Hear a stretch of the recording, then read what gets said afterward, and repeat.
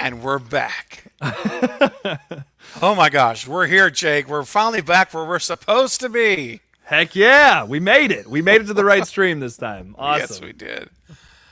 Oh my gosh, guys. Okay, so for everyone coming who just joined us from the other stream, welcome. For those of you who are just getting a new notification that I'm streaming again, welcome to you too. Well, lots happened here in the last 15 minutes, Jake.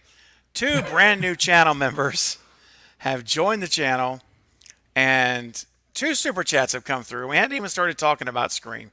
What an amazing community. What a way to start. Heck yeah. Oh, man. Okay, and speaking of this amazing community, I do want to share that, or I want to also acknowledge, rather, excuse me, my patrons and my channel members. Speaking of channel members, let's go ahead and give everyone, I like to put you guys in the spotlight. So, first of all, for my patrons here, guys, thank you so much. I do have a video that I normally play, but I want to get it updated. So I had some new channel members that joined yesterday. So I have the slides updated, but I want to make sure that you guys all get recognition. So thank you guys so much. And again, I won't go through it all again, but if you'd like to be a channel member tonight, just like Cam TV and Chris did earlier today, just a few minutes ago, just smash that join button right next to subscribe, and you'll become a Cravenite.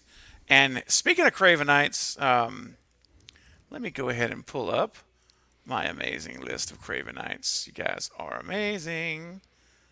And I want to make sure I have the absolute most updated list, because you guys, it's real important to me, and I know it is to Jake too. Like when you get a new member, Oh yeah. that you get that like updated. It's like immediately, like it like just everything. You put everything down, because you guys that mean that much to us as content creators, and you guys supporting us. It's huge. And here we go. So for a Craven cut, I'll just take this banner down for a sec.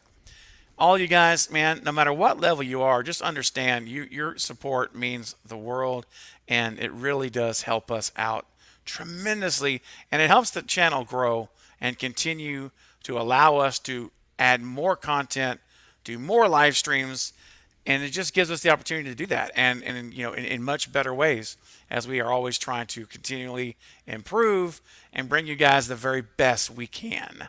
So thank you guys again for all of your support, and for my new channel members tonight, which you'll be on that slider in the next video. Don't worry.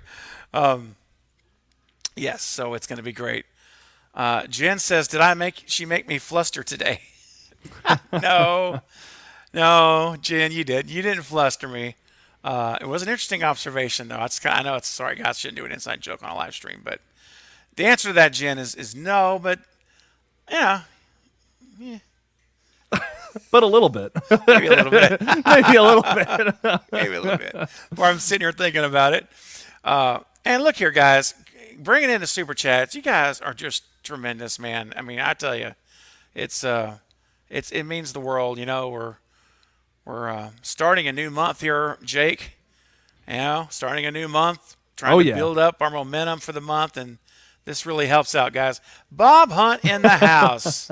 Hey, man. Happiest cult in the world. Yes, it is. So excited that you're here, Bob. And I always love it when you post that. I tell you, man, it always makes me smile on the inside and the outside. It does. It warms my heart that you feel that way, and that, I hope you all feel that same way. Now, for those that are new to the channel, like I had some folks that joined recently. They joined like their first time ever here. And that I thought to realize, if this is the first time I've heard the cult of Craven, that might freak somebody out just a little bit. And maybe like, oh, what is this? Guys, it's a moniker of love, is what it is. It's like it's the family, and it's really just in fun. Cravenites, it all just kind of flows together. So that's all it is. But it's a lot of fun. It is the happiest cult right here on the channel. Bob, thank you, man. And you know what? I think I should play that clip again, Jake, because there were a lot less people when we did it. It was too good not to play it again. I mean, it's amazing. Okay, guys. Brand new clip for you for Super Chats for August. Here we go. Bob Hunt This one's for you, my friend, who also is a very hardcore Halloween fan. So I know you'll appreciate it. Here we go, Bob. 1, 2, 3, 4.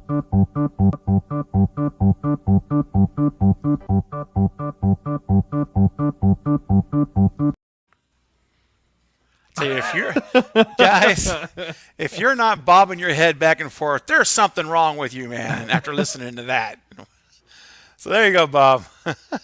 Hope you enjoyed the clip. Oh my gosh, 90 more days till Halloween or something like that, right? I don't know. Say what? Isn't it like 90 more days or something till Halloween? Oh. Yeah. That sounds about right. It's a little clunky, but we could fit it in the song. I think we could. Yeah, absolutely. We can make that work. 87 days till Halloween. Halloween. Almost 87 there. days dude, that's awesome. And guys, the super chats, you guys just keep on bringing them. Thank you guys so much.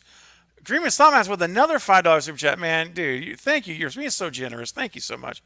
You guys got $10 out of us now. That dance was pure happy. Pure fire. Always happy to see two of my favorite podcast guests collaborating. Can't wait for the panel. Well, thank you, man. I'm excited. Jake and I have a lot to talk about tonight with Scream. We're just about getting ready to dive in for you guys. Thank you so much, man. Much yeah. Appreciated. Yeah. All right, and Jason Dyer, look here. Jason coming in with a $2 super chat. You guys rule. Thank you, man. Stu lives, baby. You know what, Jason? All I can say to a statement like that is, get it up. Yeah! I'm ready, baby! All right, Jake. Let's do it. Get it up. Get it up! Come on, everybody at home. Get your arms up. Get it up. Let's go! Yeah. Yeah! It was fun. Let's go, Stu, baby. Stew train. All night long. Yeah, man. Get on the train or get out. That's the motto around here. No, I'm just kidding. Sorry. Little aggressive there. Hey man, you're not necessarily wrong. No. Oh my gosh, thank you, Jason. You guys are awesome. Appreciate you guys starting us off with some amazing super chats as we get ready to dive into some Scream 6 talk. Do I have the right egg video handy? You know, Carrie, let me see here. I think I uploaded the right one tonight. I do have it. So Carrie made me a super chat clip. So the next super chat that comes in will get a special, another new clip for August. It's called Eggs Benedict. That's a tease. I love it. I already love it. The word Benedict just makes me laugh. I don't know why. There's just something about it that's just funny to me. Benedict. It is very unusual. It's a very interesting kind of name. It's a silly word. I like it. It is. Benedict.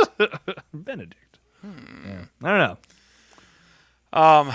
Let's see here. Real quick before we get started, I see that we got a lot of folks here in the chat. Almost 50 people. So, guys, you know, I can't go through everybody's name because it just would take that would take a lot of the time that we have with Jake. So I will say this, though. Thank you guys for all coming. Hello to everyone. I am seeing you guys. I'm scrolling through, and I see everyone's name. So know that I do see you're here, and much appreciated. And I noticed there has been a comment. Where is it at? It was from my buddy Chris from Discover Montreal. I saw it when we were over on the Halloween stream.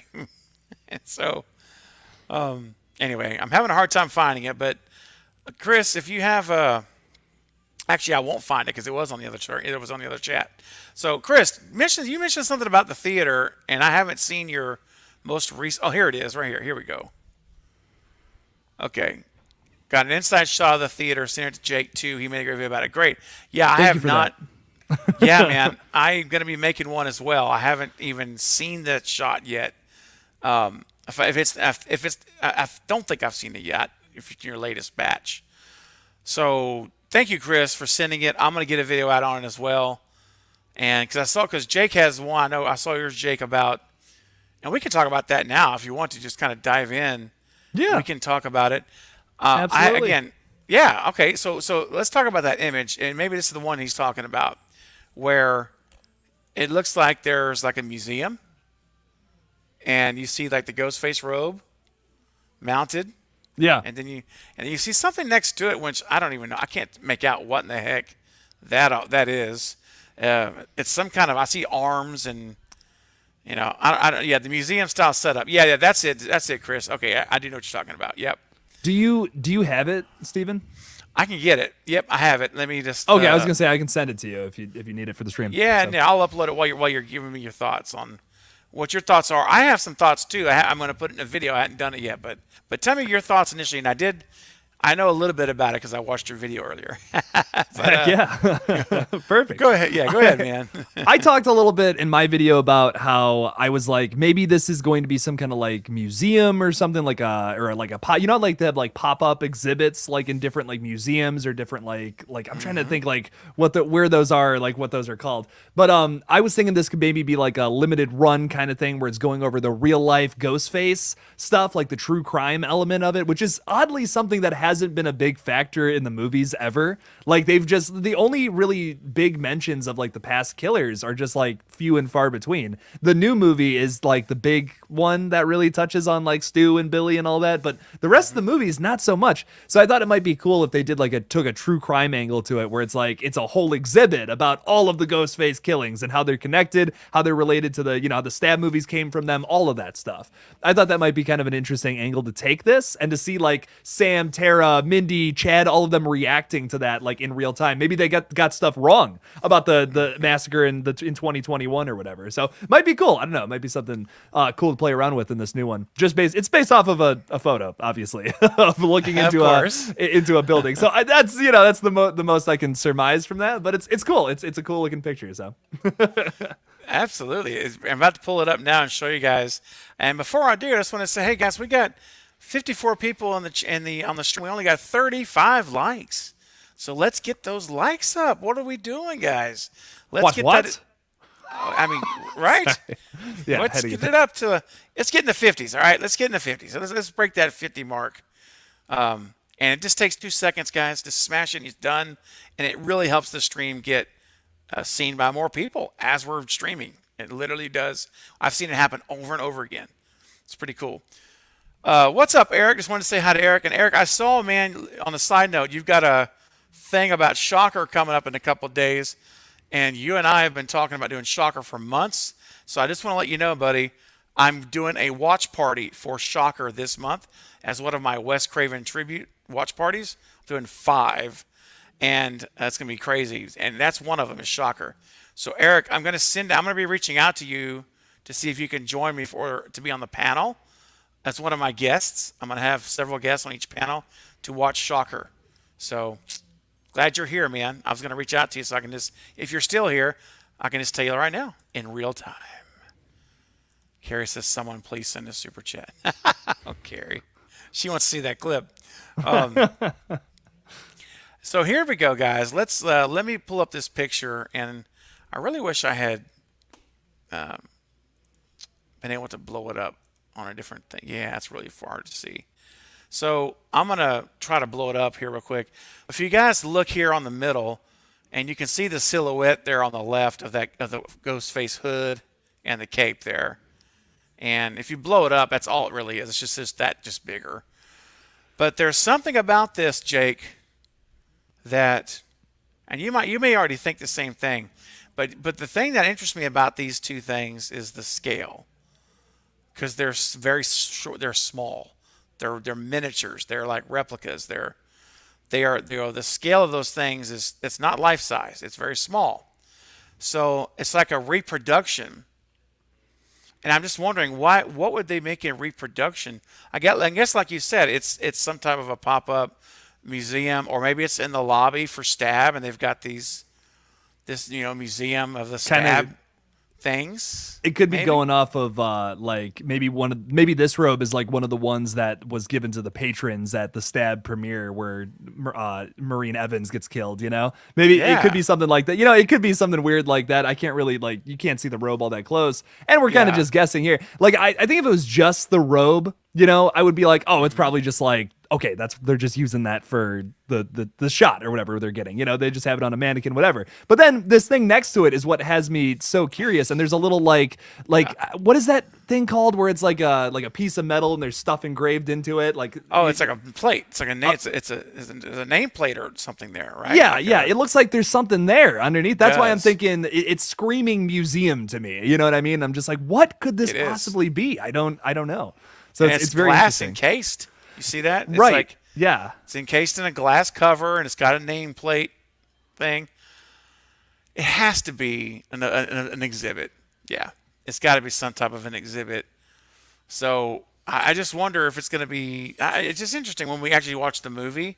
Yeah. And what's cool is like this picture that Chris was able to take, which was amazing, is that we've seen these now. When we watch the movie and they show it on camera, we're gonna be like, dude, there's those little, displays that we saw back in August of last year.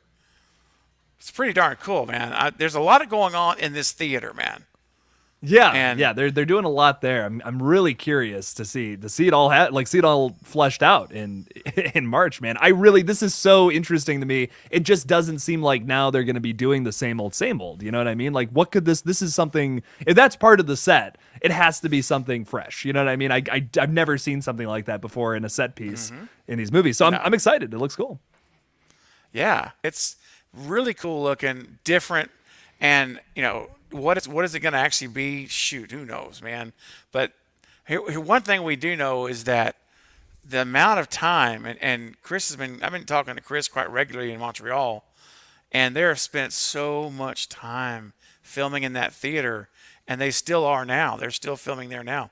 So it can't just be for a couple of scenes, man. It's got to be either an extensive finale, like the third act, where they spend a lot of time there, or for 30, 40 minutes, like we did and saw in Scream 1 at Stu's place, or an extensive, and I've said this before too, it could be multiple scenes throughout the movie at the theater, especially if one of them is in drama class.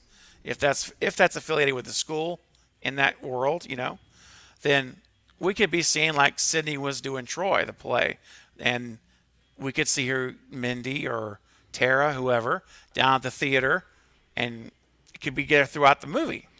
But it's definitely not something that's little or small in this movie. It's just a matter of how and when are they going to use it.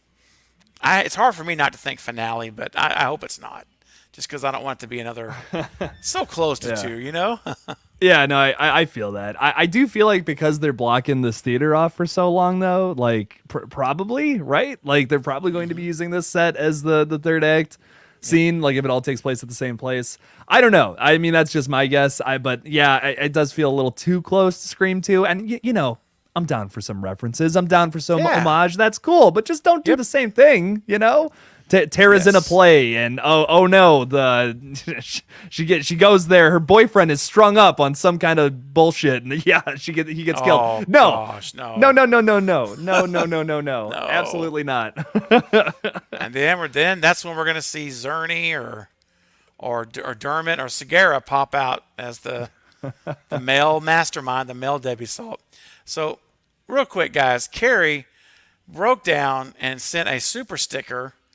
99-cent super sticker of a screaming face. It's a very shocking emoji. So Carrie is very, very much wants to see the Eggs Benedict clip. So Carrie, I appreciate you. You're awesome. Thank you so much for making the clip and for the super sticker. And so guys, here we go. Another new clip for August. Welcome to Eggs Benedict.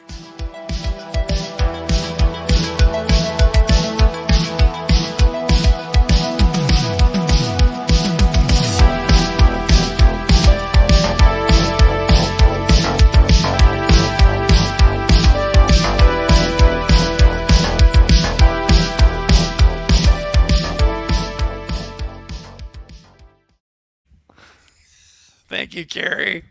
And I don't know if you guys noticed or not, but that was my face and the face of Benedict Cumberbatch. However you say his name. That was us inside the little eggs going on the toast. If in case you weren't looking real closely. I loved it. I loved Yeah. it. Yeah. You just never know what's going to come up here on a clip. You just never know. All right. So I noticed that Chris was saying that he saw Jasmine when he was down taking these pictures. And Jasmine and I forgot the other person's name. Somebody else. It looked pretty cool. Is it Leah? What's the other girl's name? Liana Liberato. Yeah. He said that, he said that it said Hayden might have been one of them too, but he couldn't get a good look at her. Yeah, that's it. Jasmine. I'm trying to find the chat. Yeah, Jasmine and Liana biking away from the theater last night. That's cool. Very cool. Right place at the right time, man. Dude. Heck yeah. Now some fans, I don't condone this, but some fans would have just kind of like followed along to see exactly what hotel lurked around the corners. But so we don't want to do that. Don't do that. Yeah. Don't be a creeper. Now, you did the right thing, Chris. They just went past you and you let them go. That's good. I don't need to be doing a stream from jail. Yeah, right, right. Please don't stalk people. That's not nice. But yeah. And also, real quick, hey, we got Cam TV with the $1 super chat. Thank you, Cam. Just joined the channel tonight, brand new member, and super chat coming in for you, man. Thank you. You know what, Jake? This is Wes Craven's birthday, and unfortunately, passing month as well in August. And we celebrate his birthday here on the 2nd. And we're going to be celebrating it all month long. So for those of you who might not have been here on the celebration for Wes, I made a couple of clips special for that night. And I think that for this super chat, why don't we spend just a little bit of time remembering the great Wes Craven.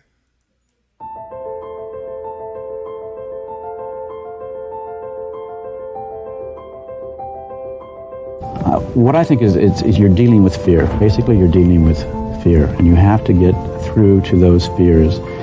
And in that way, you have to know what people are really afraid of these days, as opposed to even 10 years ago, you know.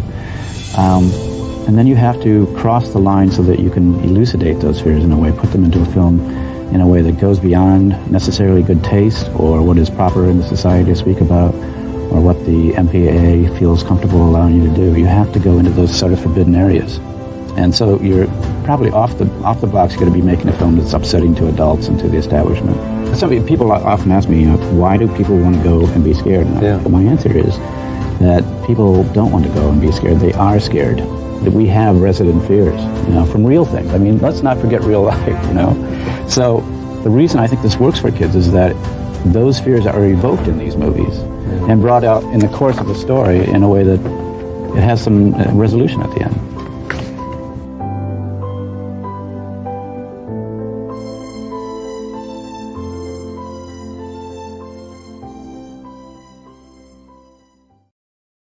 Hashtag for Wes. That's really nice. I like that. That's a cool clip. I don't know if I've ever man, seen that before, but that's cool. Yeah. I just love how he's just bringing it out and saying, look, man, you know, here's philosophy of film and horror and fear. And I love that little line he said about, you know what, not everyone's going to be happy, and you're going to have to go places that even an MPAA doesn't want you to go, but you got to do it. You know, you got to go there. And loved it. Just love hearing from. It's nothing like hearing from Wes himself, man. You know. Oh Good yeah. stuff. Good stuff. All right. So, all right, man. Scream 6. We got all kinds of stuff going on. We've got missing cats. We've got subways. We've got Save Freddy the cat. I can't say it enough. Hashtag. Get it going. Dude, I died, man. Whenever I was watching one of your videos this week as I was doing stuff, and at the end of it, I think it was the end of it, you put the Freddy poster up. You're like, and then let's not forget Freddy. I have not forgotten about Freddy the cat, man. Listen. Yes. If everyone else dies in this movie, fine. But if Freddy the Cat is still missing by the time the credits roll, I'm going to be furious with Radio Silence. Thank you for getting the hashtag going. At least some people care, you know? So thank God. Yeah, some people do care, man. Save Freddy. What's up, Blucka? Good to see you, man. Hey, Brett. Brett's popping in too. What's going on, man? Man, and I love how the at the flyer it says, "Call Nancy." Isn't that nice? So cool, man. Just dang. Oh my gosh, you know, and I wonder, like, a lot of these newer casual fans will never, you know, may never even get the reference. Be like completely over their heads, but they did that for people like us that know, you know, the hardcore horror buffs, you know. And that might, you know, it might be in like a single shot of the movie, but it's like that crazy attention to detail. So I really appreciate that. I really like in both Scream 5 and this, they're both shaping up to be like really attention to detail heavy films like that. It's like little things in the background where you like one shot or you'll miss it. And it's like, what? That's so cool. There's a LaBelle poster in Scream 5 that I love. It's a nice little Easter egg to Ready or Not, which is so cool. It's literally in like 2 shots too. It's nuts. Crazy. Wow. Dude, you know, if you blink, you'll miss it kind of things, right? Exactly. Now, I want to talk for a little bit about what I did a video on yesterday, which is the new Melissa Barrera interview. And she basically came out and said some things that you and I have been talking about forever, it seems like, with this since the new film started with 5 and with 6. And I have her direct quotes here, so let me pull this up so that I can give you the exact verbiage. So one of the things she says is that all she can say about this one, I can't say much about this one, but I can say that it's on another level. She says, like, everything about it is taken to another level. Matt and Tyler are injecting it even more with their personalities and their love for horror. And because they did such a good job in making a tribute to Wes in the last one, they feel like now they have a little bit more liberty to go in the direction that they want to go. And that is exciting. So, Jake, has Radio Silence been stalking our YouTube channels? Because you and I have been talking for a very long time about how we need to see them break free from the shadow, as daunting as a shadow as it is of Wes, and make a true Radio Silence Scream. Now, I know she's promoting a movie. The rule is you never believe an actor that's talking about a movie they're in. That's the rule of thumb. However, I thought it was so on the nose. And this is not the only thing. There's 2 things. I'm going to get to the other one in a minute. But when I heard her say this in the interview, it's a verbal, audio interview, I got a little excited. And I said, well, man, could it be, like, if I take her at face value and just believe what she says, could it be, Jake, that we really are going to get that Radio Silence films despite the evidence, like the theater and the Scream 2 and the things that keep telling us no, it's not going to happen? What do you think of that, man? Do you believe her, or do you think it's more like hyperbole? You know, after watching some interviews with Radio Silence, seeing Scream 5, kind of knowing their certain type of flavor, it seems like I want to believe this so bad. The words that is coming out of her mouth is literally things I have said in my videos. I'm like, this is literally everything I want. Is it too good to be true? I mean, of course there is that question, I think, right now. I think as a lot of fans, we're seeing that video and we're just like, okay, but that's exactly what we want. And with so far everything that you've given us from update-wise, behind-the-scenes photos, it seems like you're not about to give us what we want. But who really knows? I think that's the big thing. Mm-hmm.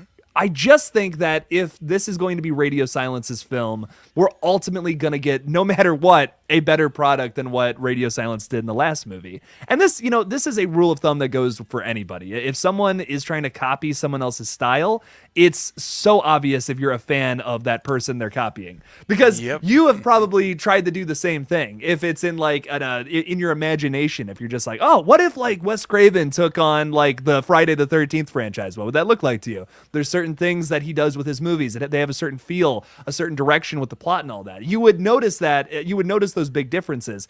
If theoretically Wes Craven did like a Friday the 13th, you would notice the difference. You know what I mean? That's my big thing. And we noticed all those things that they were just taking right from Wes Craven, implementing that into Scream 5, and kind of just not really doing their own thing with it. So I think if the next movie, it's just them doing their own thing, they're just making a Radio Silence film, and it's also in the Scream franchise, it's going to be a better product. Ultimately, it's going to be more things they like, more details and story direction that they would implement into their story as opposed to Wes. I'm not saying that's better or worse. I'm just saying that it'll feel more natural. It'll feel like a consistent idea all the way through, where Scream 5 I feel doesn't. It feels a little clunky at times because they're trying to implement their own shit and like the Wes Craven stuff. That's kind of my thought. That's my really long-winded thought on that. But does that make any sense to you? I feel like that's kind of the vibe I'm getting from Scream 6 so far. Yeah, man. I absolutely 100%. And it would be so great for us to walk out of this theater, because like I don't mind homage, I don't mind Easter eggs and all those kind of things, like a tip of the hat, and like a movie being inspired by another movie. That's cool. But as long as they make it so much different, even though there may be similar a feel to it, but it's different. That's what I'm looking for. So, I'd love to see, Jake, a movie where we walk out and say, man, they were inspired by Scream 2, and there was some moments where they clearly were giving a nod to it. But but they did so much unique stuff like this, and we can just like start naming them. Like, remember this scene here, and what about when they did this? And can you believe what happened when Sam, went into the theater backstage in the dress or whatever? But I that's what I'm hoping for, man. Is that I don't mind a tip of the hat, an homage. I don't mind any of that stuff. But what I want to see is the rest of the movie all very unusual and unique. And, this is something I haven't said a whole lot. And I don't know, I feel like it's almost like I shouldn't say this because I feel like a lot of people are going to disagree or something. But, man, I just want to see some disgusting kills in this movie. Like, is that asking for too much? I want to see Ghostface, like, rip someone's head off or something, man. Oh, wow. I want something so, like, because here's the thing. If they were to do that in a Scream movie, it would just be so unexpected because you're just expecting a knife kill. You're expecting a good chase with a good knife kill. And you know what? That's fine. We've gotten that plenty of times, and it's been effective. It's good. It works. It's like a kick in the balls. It's always going to get a laugh. You know what I mean? It's something where it's like, yeah, okay, that's funny. It's always going to hurt. It's always going to hurt. It's always going to be funny to watch, but you're going to get a ha out of it. But just one time, just give me one head stomp. Give me an arm getting ripped off. Give me someone getting bifurcated or something right down the middle. I don't know. I'm spitballing here, man. But like, I'm just telling you that would stand out so much more if they were to do that in this franchise, opposed to literally any other like stab slasher franchise thing. I don't know. Maybe that's just me thinking this, but I would love to see the kills get a little crazier, a little gorier in the next one. Okay. So up the gore, up the creative style of dying, of being killed. Yeah. Well, I mean, there's something to be said for upping up a little bit. I mean, I think I'm kind of like, I'm okay if they do that. I'm also okay if it's more in line. Like I'm kind of like, I don't know. I guess I'll say it like this: as long as, because like 5, it was pretty much the same stuff as we're used to seeing. The only difference was there was an aggressiveness to Amber's, chop, chop, chop, I always say. The rapid stabbing was new. We'd never seen that. And then we did see this, the West kill was probably the most unusual, the most unique of the movie. That was we've never seen one done in that slow, cutting through That the was neck. that was done pretty really cool. well. Yeah. Yeah, it was. But So there's something- isn't that nice? You know what I'm saying? Like it's just like, oh, that was so special. And then it's like in most of the other movies, the rest of the kills are just like a just like a little Right. poke or thrown. And there's the ones that stick out are the ones that are just ever so slightly different from that. Like I feel like CC Yes. Cooper's death, even though yes, it's a stab, but you get her thrown off the balcony. What? That's awesome. That's crazy, man. So Yeah, man. I don't know. To me, it's like that little difference is just awesome. And Jen, I do want to see people eating rats because that's awesome. It's disgusting. I love it. Ugh. Oh man, I'm just sick in the head, maybe. Maybe Jack- that's just what's going on here. Jake, it's okay, man. Wanting to see people eat rats. I mean, it could be. I guess it could be worse. Like, let's be. They could be wanting to see them eat children, small. Stuff I mean, like that. That's pretty interesting too, man. I mean, I guess you could. But you're really selling that to me right now. No, okay. oh no. Oh my gosh, man. Jen just said that boy scares me. That's so funny.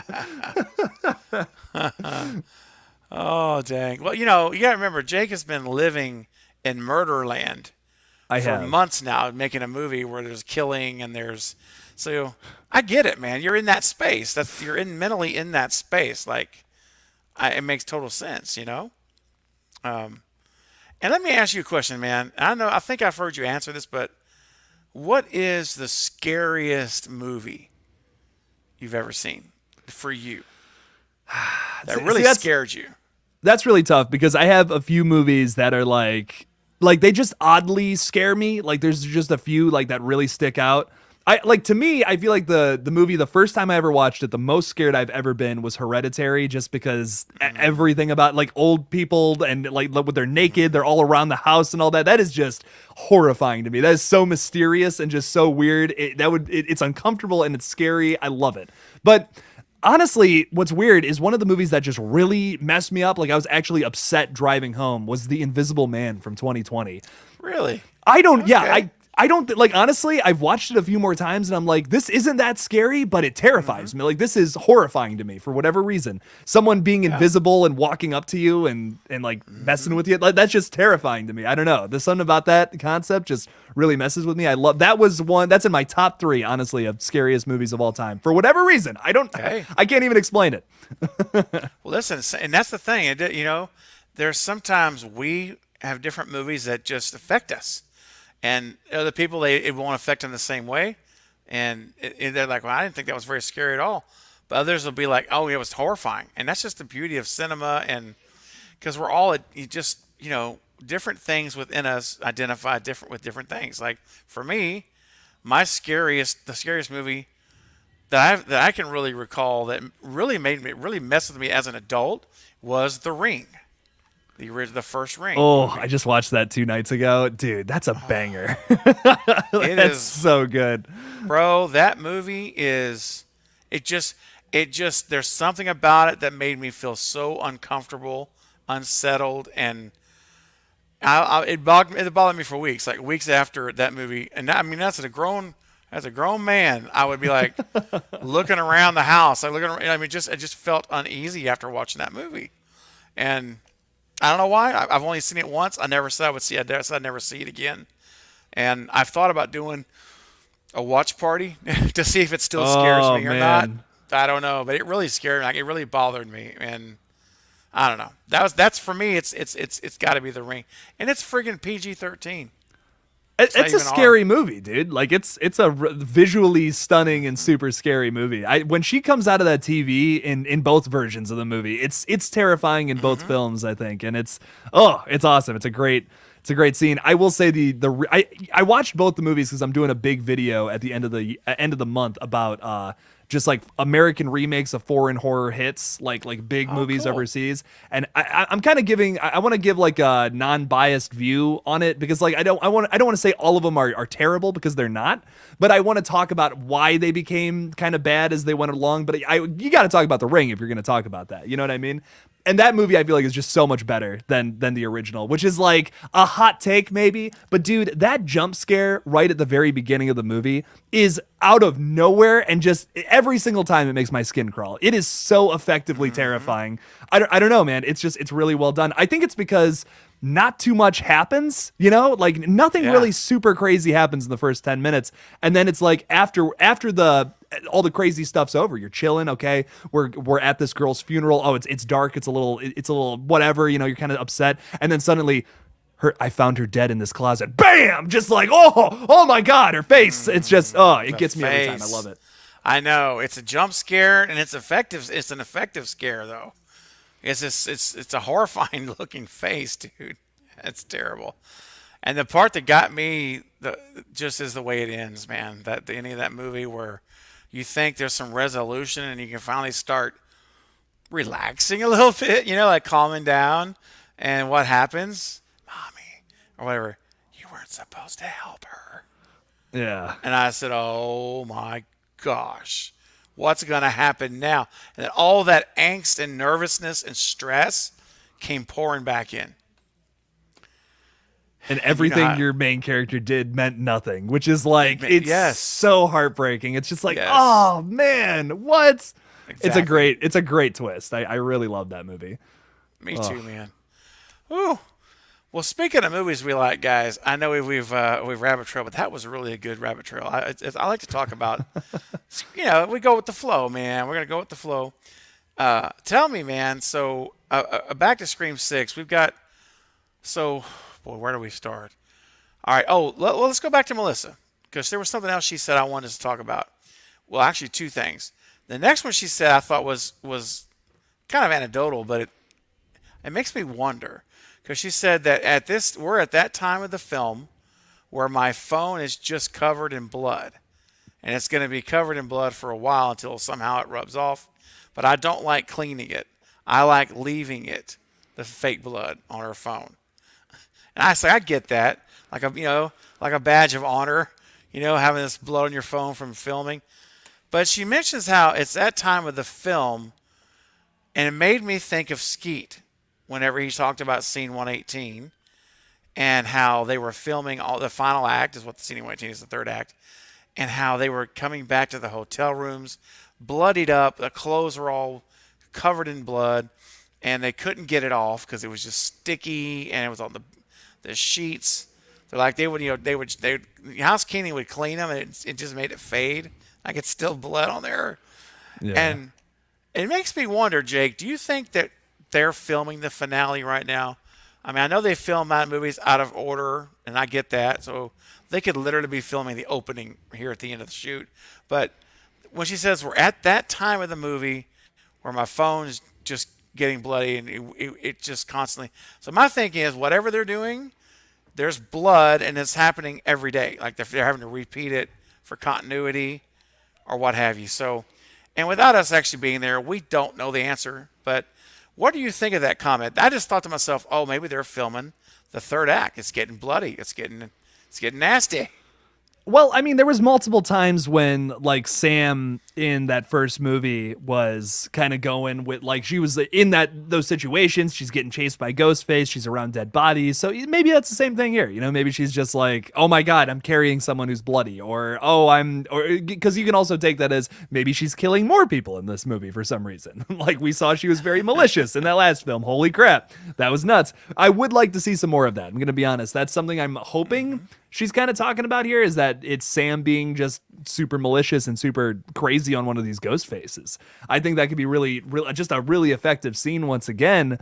And I feel like you got to go somewhere with it. You can't just have another Richie situation where she's just pissed off and then she just starts going nuts on the guy, because it's like we saw that already. You got to take that somewhere else now in this movie. I think it just feels like they're setting that up not just as character development, but for some massive plot point in this movie. Why else set that up? I feel like the only other reason you would set that up is because, hey, we have a character who is a continuation of a past character that was popular. So I hope that's not the extent to it. Sam has a lot of potential in this movie to do something nasty, do something crazy, and why she would be covered in blood. There's your answer right there. She gets a little too crazy in this movie, maybe. I think that could be fun. Something fun to play around with. Yeah, could be. I mean, because she talked about how, earlier in this year, she really wanted to explore more of the dark side of Sam Carpenter in this movie. She wanted to go there and further than they went in 5.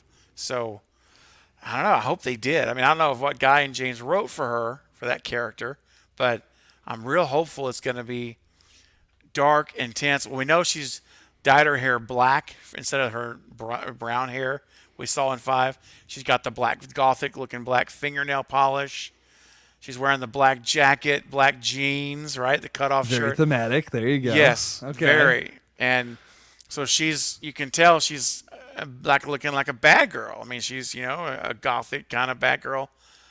And so maybe with that comes anger and bitterness, and maybe she's going to be that super helicopter sister hovering over Tara, Yeah, and yeah. Maybe the two of them get into some kind of issue because she won't leave her alone. You're being too close. You're being too clingy. Leave me alone, whatever. And I mean, I'm just saying I could see there being some of that going on in this movie too. But then I want to transition to what she says at the end, because this is another part of the interview that I thought excited me, maybe even more than the others, is that she says, that's your fault. Sorry. She didn't say that. She said, audiences are going to know the characters a lot more. Here we go. She says, really cool. The new cast is incredible. Having all these people join the family is amazing. It's taking everything up another notch. There's more of Sam and Gail for sure. I feel like the writers did a really good job. Now that they've seen us, they know us. Everything kind of meshes. And then she goes on to say they take things from real life to try to infuse it, and that this is very meta, and this next installment's very meta. But I want to hammer back to what she first said. Audiences are going to get to know the characters a lot more. So the first thing that went off in my head was all the bells that says character development, thing that we've been saying we desperately need in this movie. Yes. And that's promising, man. Again, I know it's coming from a cast member, but I love that she says that. You're going to know us a lot more. And, you're going to see us, you're going to know us, and she loves how the new cast is coming in together with them. So what do you think, man? Are we going to get that movie that harkens back to those earlier Screams where we just fell in love with these characters because we got to spend time with them, we care about them? And I'm really not talking so much about all the victim fodder that are in which most of these new people are called victims. I'm talking more about the core 4. Yes, but I'm still like, I can't shake the whole one of them is gonna die. Like, I feel like for sure one of them is a goner in this movie. That there was there was too many survivors in that last one. I was really thinking more people were gonna die. And when Chad was revealed to be alive, I was really happy. I was like, yes, let's go. That was awesome. I really like Chad. I disagree with you, Guy. I was pretty invested in Chad. But I don't know. I liked him a lot. And when I saw him die, I was kind of sad. I was like, oh, man, that's upsetting. So the fact that he's alive, I'm excited to see that. I want to see his character developed a little more in this movie. But I definitely can see some more people, like one of them dying at some point in this movie. Hopefully they get developed, though, before that. Yeah, right? Yeah. A polar, it's Sam. Yeah, Sam has got the more goth look. She's got the black hair, the black fingernail polish. Not Tara. And Tara looks like her sweet little. She's just got innocence about her, man. Like even in X, she just looks so sweet and like church mouse. Yeah, church mouse. I mean, it's perfect. And so, yeah, we're talking about Sam there. But man, I'm with you. And it would be nice to have, like. The victims that are going to die in the last half, let's really get to know them a little bit in the first half. Like, let's see a cool relationship and dialogue between, Jack Champion and Liana and Dakota, and these and now have you noticed? Well, hang on before I go there. So yeah, I'm with you, man. Let's see these characters' development. Carrie, you're getting too technical now. And by the way, I said how she looks so innocent, but clearly in X she starts off that way, and at least it seems like she was pretty innocent on the start of that trip. It's so funny. Oh my god, I just love that movie so much. It's so it's so hard to watch. You're just like, oh man, dang. I feel so bad. Yeah, it's yeah, I know. What a movie. It's something else, man. I watched it again the other day on Night. Night had never seen it. Oh yeah. So, yeah, we did a watch party on his channel for his first time watch, and I watched it again for the second time. And man, it was, boy, that movie. It's really well made. I just have to say it's extremely well made movie, and it's still my favorite of the year. It's going to be pretty tough to top it. I got to be honest. I was really impressed by that one, and I really thought Nope was going to top it. Have you seen Nope yet? Nope, not yet. Nope, I haven't. Nope. I'm going to see it again tomorrow. I loved Nope. It's an easy second place for me, but it just wasn't number one. You know, it was just not quite there. I liked it though. It was good. But yeah, that's all I'll say. I understand. Yep. Hey, Steven, what's going on, man?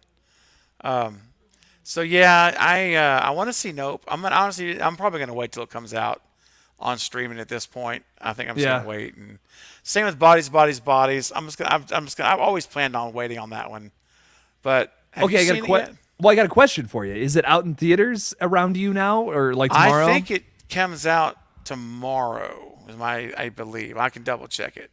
Yeah. So here in Ohio, it got pushed to next week. I can't see it until like next Thursday or next Wednesday at some point. Really? Yeah, I'm kind of mad about it. I talked to Zoe Crawford earlier today, and he's like, "Oh yeah, I'm going tonight." And I'm like, "Oh, great!" Like I got to drive to California, I guess, to go see this damn movie. Dang.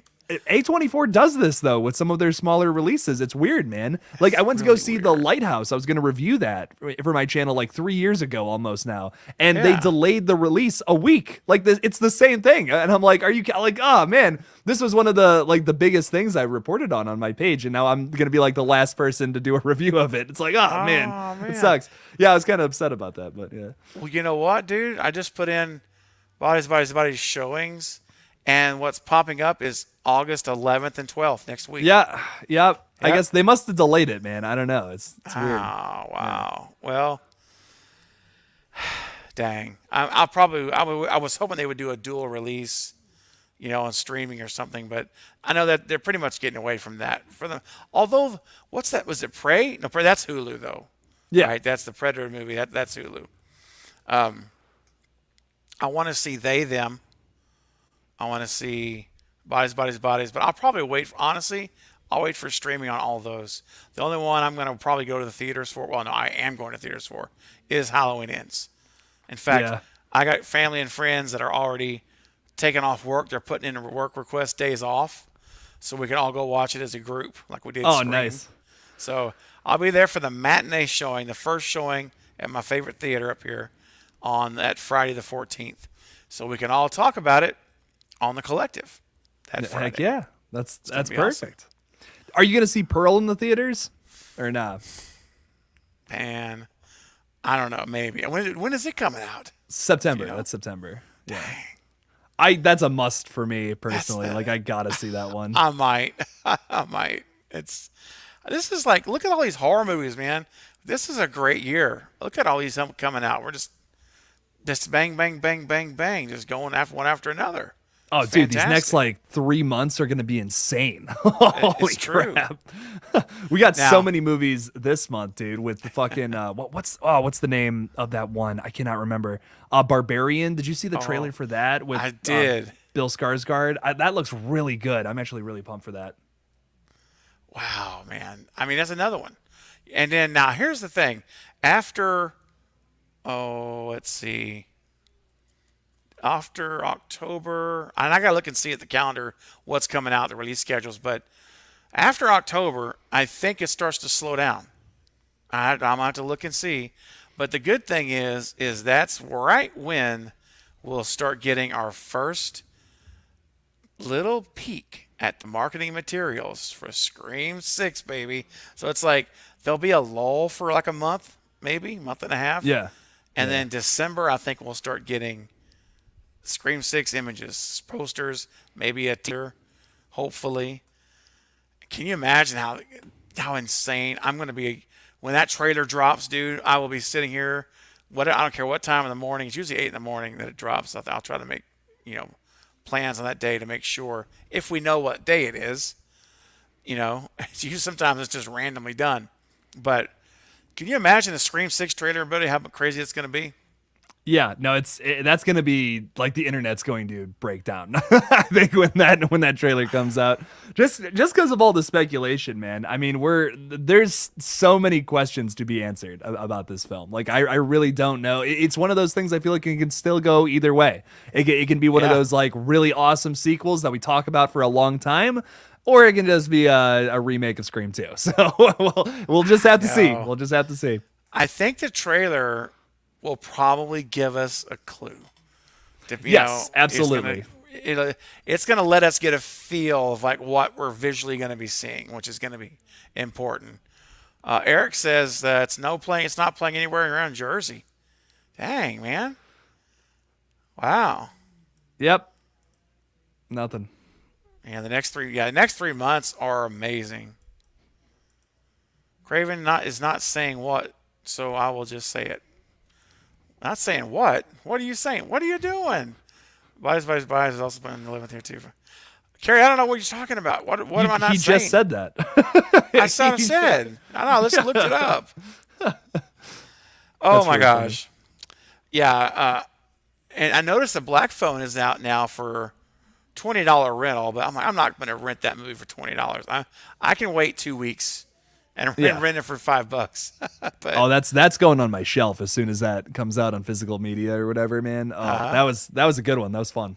I like that. I'm excited to see it, dude, because I know you liked it a lot, and I heard a lot of good things about, about it from a lot of people. So it's not like my favorite of the year, but I still really enjoyed it. I thought it's a top 10. It's a top 10 of the year, I think, for sure. So it's good. Check it out. Yeah. I said, guess what, earlier in the comment. Oh, okay. What, Carrie? What could it be? You have my chin being scratched. I'm very interested. Yes. Reminded me of the facial hair that must be removed soon from said chin. I wouldn't know anything about that, as you can see. I know, man. Dude. Brett says, Black Phone watch along. Okay, you know what? That's actually a great idea. I should do that for my a watch party for my first time. That would be great. It's an exciting one, too. It would be a good one to watch with everybody, I think. Would you join me if I do it on a night? Yes. Yes. You kind of cut out a little bit, so I'm just like, yeah. Oh, yeah. Now I was going to see if you'd be interested in doing it with me. Yeah, no, absolutely. Of course, yeah. Oh, Brett says he hasn't seen it either. Well, that's awesome. Well, then we'll have to do a watch party. No spoilers, folks. I know you guys know that. You guys are being good. You're always good. You're amazing. Well, you're always amazing. Chunky says, I got to go to sleep now. Man, there's 24 hours in a day. Sleep's overrated. No, I'm just kidding. Jordy, you rest up well, my friend. Goodness. Losing the voice? At least for a second. Yeah, that's okay. That's all right. Bob says it'll be a first time for him as well. It's a good one. Nice. It's fun. Polar, are you giving spoilers for the Black Phone, dear? It's not a spoiler. All right. Not really. I'm just kidding. I know you guys wouldn't do that. Well, that's cool. Be a lot of first timers here. Oh. Jake. We'll take your Black Phone virginity. It'll be great. What? What? Is confusing. It is confusing. Say your pronouns. Oh, man. Holy crap. What is that from? Oh. That is from a classic little ditty of a movie called Murder by Death from 1974. It stars Peter Sellers, who played the Pink Panther. Nice. That's Clouseau. That was actually him there, dressed up as the Asian man. And there's a bunch of people in it, and it's based off a Neil Simon play. and it's really funny. It's got the dude who was Oz.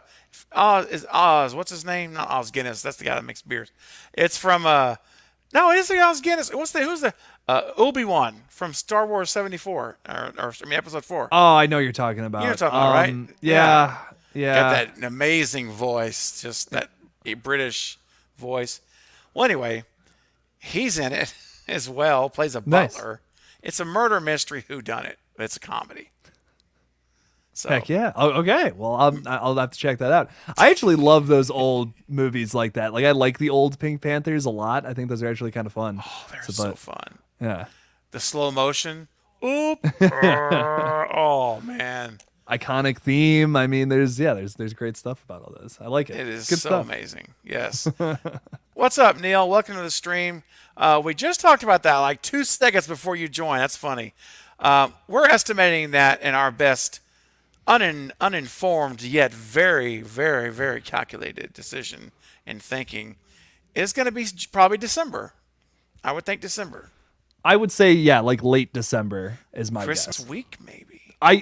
Honestly, I feel like around Christmas time is when we get the first trailer, honestly. Oh my gosh. Which perfect timing. I mean, Perfect. there you go. There's your present. Bro, it's going to be absolutely amazing.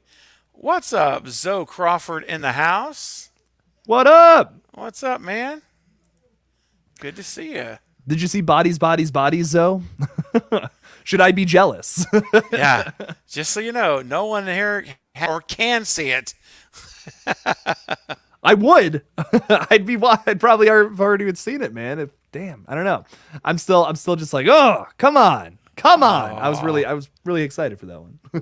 Man, you know what else is always very exciting, Jake, is when someone is so generous and sends a super chat in. Katie sending in a $5 super chat. Thank you, Katie.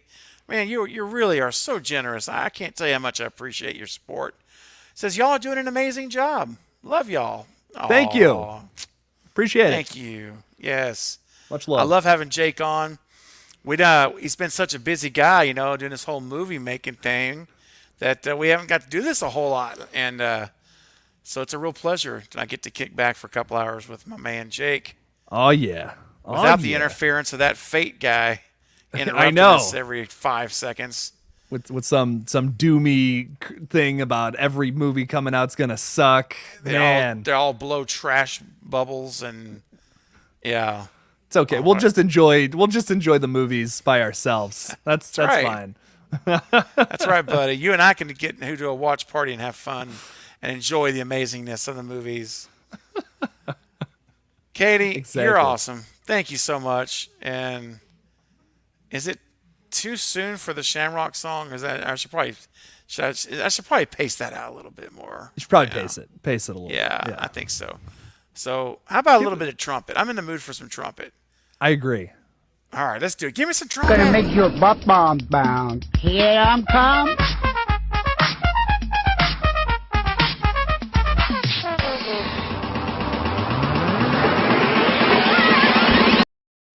Oh man, that trumpet solo goes hard. It hits you, man. Right in the heart, right in the gut.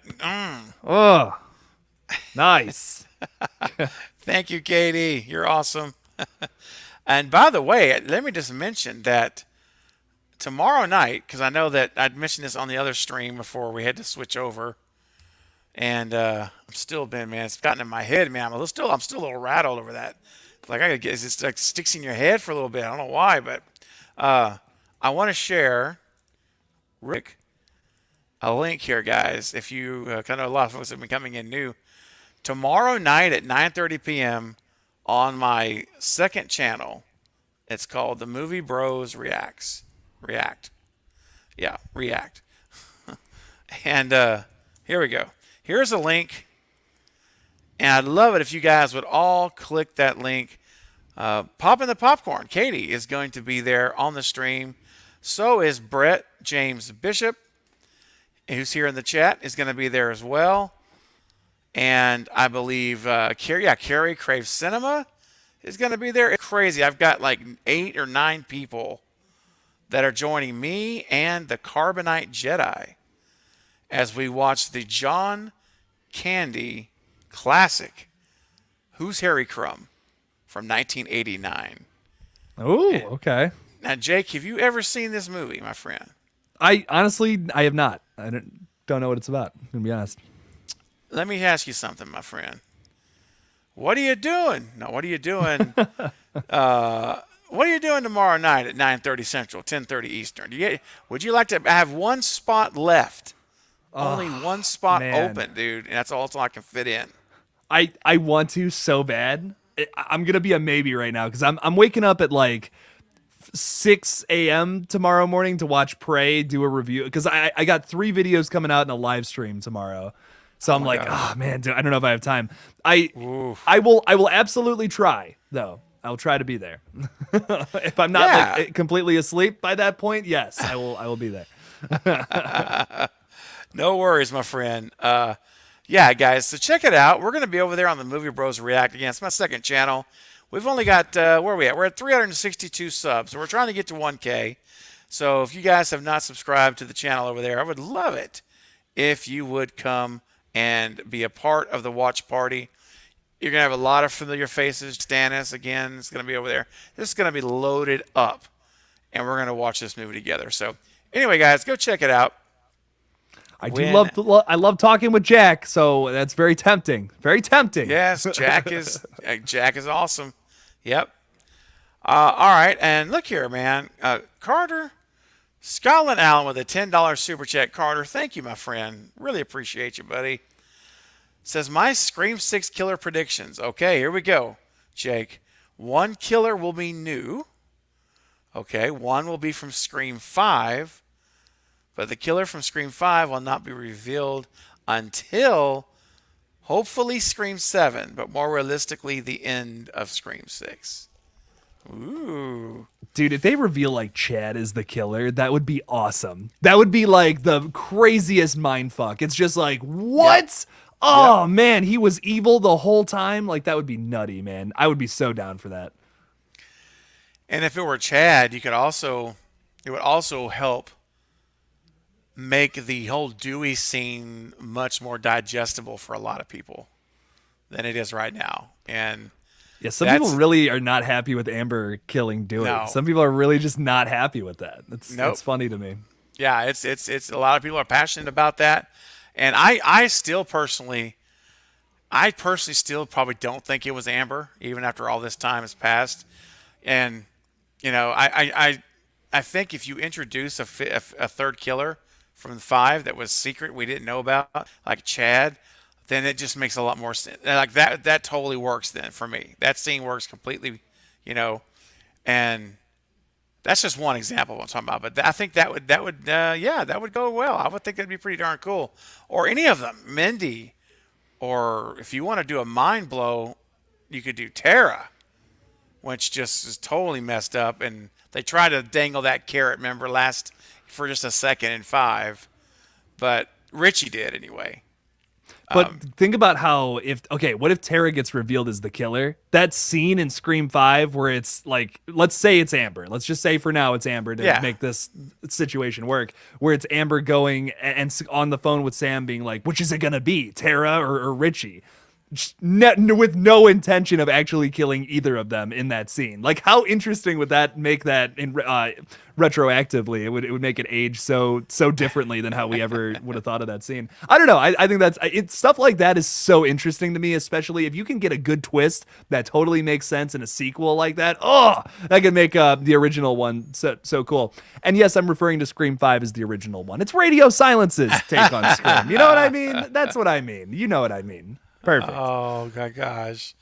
And real quick to follow up on this, Carter submitted another super chat and says his guess is Mindy for the third other killer. Yeah. I like it. Carter. It's awesome. You know what? That's $12 super chat, man. So we're going to go with, let's see here. What's a good big clip, one, Jake? Yeah, we got to go with a big one here, man. Should we do a Wes Craven clip or should we... What do you think, man? You're my guest, so you what are you thinking? Well, is this? Give us something we haven't seen yet. Give us something new. What's one we haven't gotten yet in this stream in particular? In this stream? Okay. Yeah.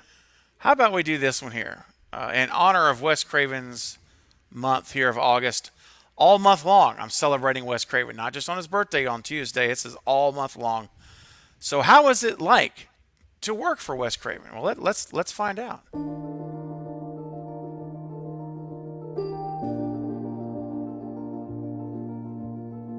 What was it like to be directed by Wes Craven?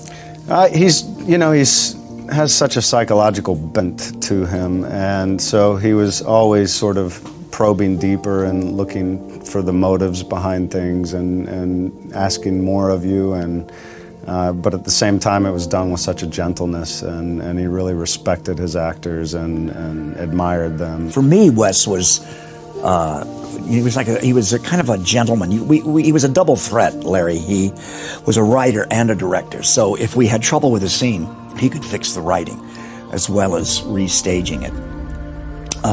But he left me alone. I worked. Really? Yeah, I did a television series with Wes. I did 3 movies with Wes, and he left me alone, which I liked. I liked that respect. Think about it, he makes these wild movies, right?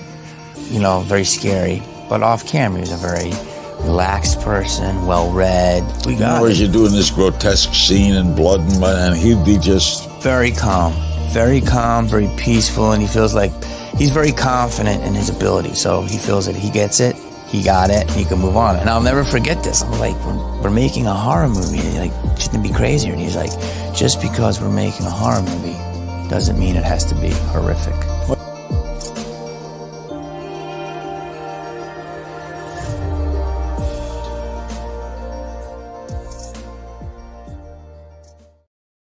Love that, man. That's nice. That's really cool. Huh. It's so neat. Just because we're making a horror movie doesn't mean it has to be horrific. Love it. And and it's that common thread. People talk about how he's calmness.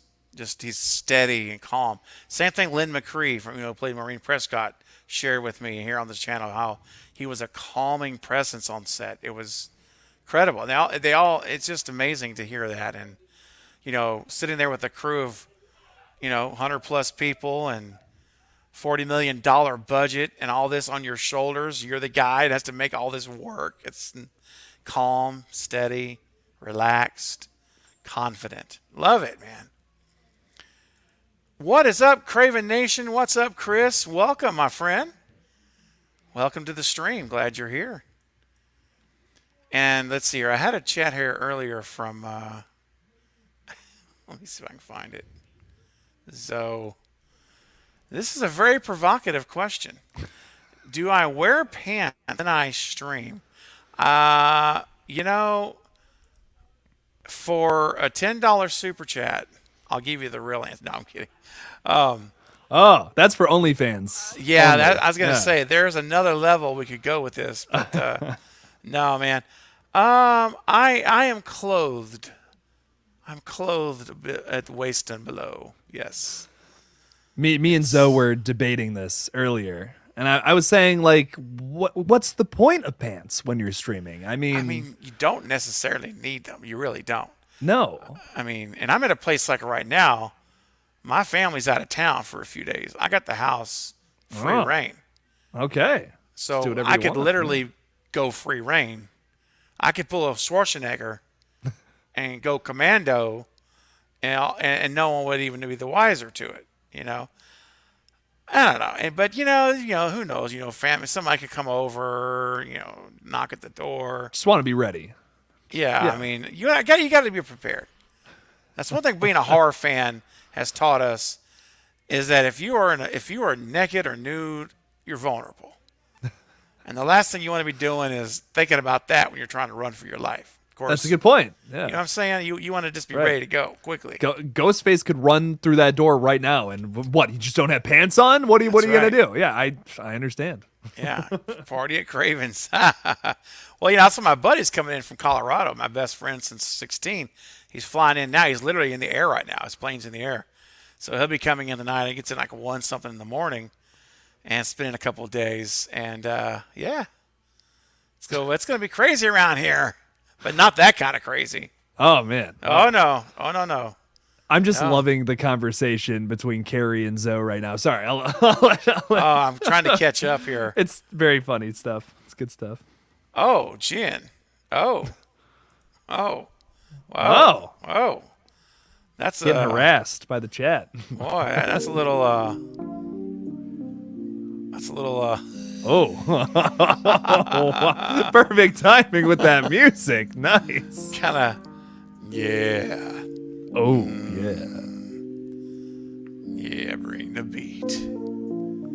Just let that music flow through you. Just flow, yeah, just feel it from head to toe. There comes the rhythm. That was really perfect timing. That was great. Okay, guys. No. I should probably turn that off. I'll go to sleep if you keep that on. I know, oh my right? God, it's so relaxing. It's just like it's way too mellow. No. I gotta upload some of my own music, man. Yeah. I keep we talked about that every time, and I just haven't done it yet. Thank you, Jennifer. I'm glad you're having a good time. That's what this is about, man. We're here to have a good time. Exactly. We're here to have fun with all of you. It's the whole point. We're here. What's up, Mega? What's happening? All right, man. So, sorry. I know some of these comments are cracking me up. I'm like, I can't even focus. That's so funny. Good stuff. What is this? Let's call it the Tentacle Challenge. A $10 super chat to find out what's doing off cam. And oh my gosh, Maverick, you're out of control, my friend. Oh my gosh, Jake, my man, give us an update on Red Right Hand. What's going on with your movie? Yeah, I put out a big tweet yesterday, which let me tell you, I've been waiting to put out all year. We officially kind of wrapped for Red Right Hand. Like the majority of the shots are done. Yeah, thank you. I am so happy. I'm so happy to be here finally. We have like a few little pickup shots here and there. Nothing crazy. It'll take us a couple of hours at most, but we're done. I'm super excited. I can't wait for you guys all to see it. I'm already working on the trailer. Like literally before this live stream, I was working on making the trailer. So I'm very excited. I cannot wait for you guys to see this. And we'll probably have I'll probably have a trailer ready by the end of the month, as well as a rough cut of the movie. But you guys won't obviously see anything until it comes out in December. But that's kind of my goals for this month. Just get a rough cut of it done, so I have other people color grading it and doing all that. So that's kind of where we're at right now. But yeah, I'm super excited. I can't wait for you guys to see it. I am so excited, and I'm very excited, having been a producing partner here in this movie. Yes, excited to see the producer's cut. Advanced copy, my friend. Let's talk about that. Yes. Because I've mentioned to you how I want to do some exclusives with you as it gets close to releasing, right? Yes. Now, obviously, you have a channel, duh, and so you're going to want to debut this on your channel, I'm sure. But I want to be like next in line. So, like, if you debut it on a Friday, then Saturday I want you on my channel. The very next day. Yeah. Absolutely. And we can, as quick as possible, so we can talk about it again. And it's so cool because I've got Jake doing a film, and then one of my good friends here of the channel, supporter, Craven Cut member, just an awesome guy, Brett James Bishop, who's making a Halloween fan film called The Shape of Halloween. They're filming right now. Yes. So I get to support and help share and get eyeballs on your movie for Scream and his movie for Halloween. So pretty darn cool. Nice. In fact, on Monday night, Brett will be on the panel. I've got Brandon from I Like Scary, Helvington, Night Watch Zone, and Brett James Bishop. We're doing a Halloween Ends bold theories and prediction stream on Monday, all Halloween. And I'll be debuting his very first promotional video of production video update video on Monday. So make sure you guys are all here to check it out. He's already saw it yesterday. It's pretty darn cool. So good stuff happening, man, in the independent film world. I love this. Oh yeah. I love it. Now, Jake, there are some images here I'm about to upload because I want us to talk about these. And Chris sent these to me from Discover Montreal. He may or may not still be here, but I want us to talk about them. They are images of the subway system there in Montreal. Oh, what? No way. Yes, I've got some hell images. And let me just tell you what you guys, what I'm about to show you, if this doesn't get your imagination on like maximum levels of what could see, and I'm talking about chase scenes, just imagine what we could see. So let's do it this way, guys. Let's go ahead and Chris is like, "I is here." All right, good. I was just checking. So I'm gonna get these pictures out, guys, that Chris sent me that I just absolutely love. So here we go. Here comes one. I'm just gonna go in random order, okay? So here's one shot. This is that's architecture. gorgeous. Isn't that gorgeous? Look at that. It's just beautiful. I mean, my gosh, imagine like walking into the subway. Look at that shot. That's pretty sick. Okay. It's pretty cool. Getting some American Werewolf in London vibes from that. Absolutely. Uh-huh. There's the subway cars, the blue there, see, on the left. Nice. Nice. Look at that shot. That's cool. I like that. That's pretty darn cool. Here's more shot, another shot of the track here from up high. More stairwell. The ceiling, it's just architecture is just great. It's gorgeous. Look at that. Wow, they could actually like go that a wide lot. shot here, Jake. They could go wide. It and won't let be us all. see it. It won't be all here, right? Yeah. Right. That'll be nice. That's funny. There's the blue cars going there in motion. Nice. Yeah. Oh, that's not it. Oh, there it is. There. Look at that. Look at that hole. Isn't that cool looking? That's like hypnotic. I love that. Oh, yes. That's sick. I would love to see a chase through here. That would be awesome. Too. Got the curves of the wall and the ceiling and the brick flooring. And of course, we've all seen this one now. Of course, the subway station at the college, Blackmore. Oh my gosh. Yeah. So ready. This shot here I showed a minute ago. That's also one that Chris sent me. That's you can see the crane up top. If you look up at the top, that's the crane with the lighting thing. It's you see the poles there, and then all the lighting here. It's covered up overnight for filming at the university. Mm-hmm. Nice. And they're filming at the university again. I think tomorrow they're still back. They're still there. So heck yeah, it's exciting what's stuff. going on, man? Hey, we're down to the last 2 weeks of filming. Last week and a half. That's exciting. Hey, that means we're almost there. Yeah. Yeah, Chris says here he is as an artistic subway. Every station was designed by a different architect. That's so cool, man. Wow. It's gorgeous. Yeah, it's gorgeous. They've got to use it, man. I'm telling you, Jake. Please tell me they're going to do it. I hope so. That would be so cool. It would be a missed opportunity at that point too, for it to be so gorgeous like that. You're literally teasing us with the sign. Come on, they got to have a scene down there. That'd be so That's easy right. to write in. So easy, man. Now, Jen, here's the thing. The reason there's no graffiti is because they just got there doing the clean up New York campaign. The governor ran, and they got in there and they got all that cleared up. So, see, it's their debut in new subways. All right. Then Chris Gotta explain it somehow. You got to. They're filming outside in the grass, surrounded by green trees, and it's supposed to be October in New York City. Sigh. Well, I know, and we know it's October, Jake, because our friendly Freddy the cat, yep, has been missing since October the 10th or 11th or something. So it's probably like late October when this. Oh God, I can't wait. It's gonna be like a Halloween ending. Third act. Oh, I'm so excited. So excited. I am too, man. I mean, the jack-o'-lantern scene that Chris broke and sent to me was, again, the very first one. His friend took that picture. He emailed it, got it up that same day, and I remember telling you, breaking it to you. Remember on the Lethal Collective? I was like, you won't believe this. That was so exciting. We're going to have friggin' Halloween in a Scream movie. Dogs and cats living together. Mass hysteria. Mass casualties. But not for Brandon, because he's a Cravenite. See, Brandon knows how to survive a horror movie. Oh yeah. What's up, Brandon? One of my new Cravenites as well just joined, I think yesterday. You guys are amazing. I like the Absolutely coloring amazing. in your profile picture. That's cool. It's cool stuff.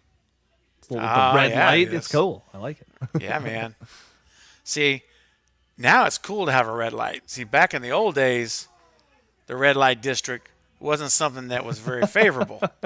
But time has changed. That meant something else back in the That's day. something totally different. Jake, when are you dropping that video? What video? I drop videos like every day. What Every video? day. What are you doing? Yeah. I got videos coming tomorrow, so check those out. Hey, man. Guess who's not going to have a video out tomorrow? Me, because my buddy's in town. So I'm you going gotta to go take hang, off yeah. a couple of days, man. Unfortunately, I got one out today, and I was trying to get one out for tomorrow or schedule it, you know. Yeah. But when we end this stream here in a little bit, I might try to hurry and get one done to drop tomorrow. But if not, look, man, I'm going to be back soon. I'll be back Sunday for sure. Oh, good. You sent me a better pic of the cat poster. Thank you. So I asked Chris if he would go, and if he could go and get me a picture of that cat poster because I want to read the paragraph. Because I hope it's not just bland. I hope it's got some pretty witty stuff in it. More interesting things to Interesting it. Yeah. things, yes. So, thank you, Chris. I will look that up, man. I sure will. Jason says, I have a red light on my front porch. Rock on, man. That's awesome. Nice. So he says, it's Carrie inspired. Ah, there you go. Nice. That's cool. That's awesome. Yeah. I dig it. Dig it a whole lot. Heck yeah. Jeremy says, Brandon, I've been enjoying this, learning a lot of cool stuff here. I'm subbed to both of them. But yes, I'm a Cravenite for sure. This has been a great live video. Yeah. Well, we're not quite done yet. I know it's getting late. I know we're not going to stay up too much later with you guys. We have been going for an hour and a half. And so I don't want to keep Jake from being productive in his trailer editing too much longer. But let's see, Jake. Tell me, man, give me just a sense of your overall feelings about Scream 6 based on all the cast announcements. Do you think we're going to get any more cast announcements, or do you think keep it a secret if there's anybody else like Joshua Jackson, who there's a big, rising tidal wave, if you will, that is saying that he is in this movie as a surprise. They don't want to leak it. They don't want to announce it. But anyway, what do you think, man? Are we going to get any more announcements, or is this it? I think this is it, personally. I mean, we said the same thing about like Selena Gomez in the last movie, and I don't know where that came from. Honestly, I couldn't tell you. So that just never happened. So I don't think, I don't know. I think this is probably it. The cast is like just the right size, in my opinion, for a Scream movie. I wouldn't want it to be too much crazier. The only reason I feel like it's as big as it is just because we have like 4 people who are probably not going to be Ghostface, but at the same time, I would think it would be pretty cool if Carter Scotland Allen was right about one of the returning members being Ghostface. That could be cool too. Yeah.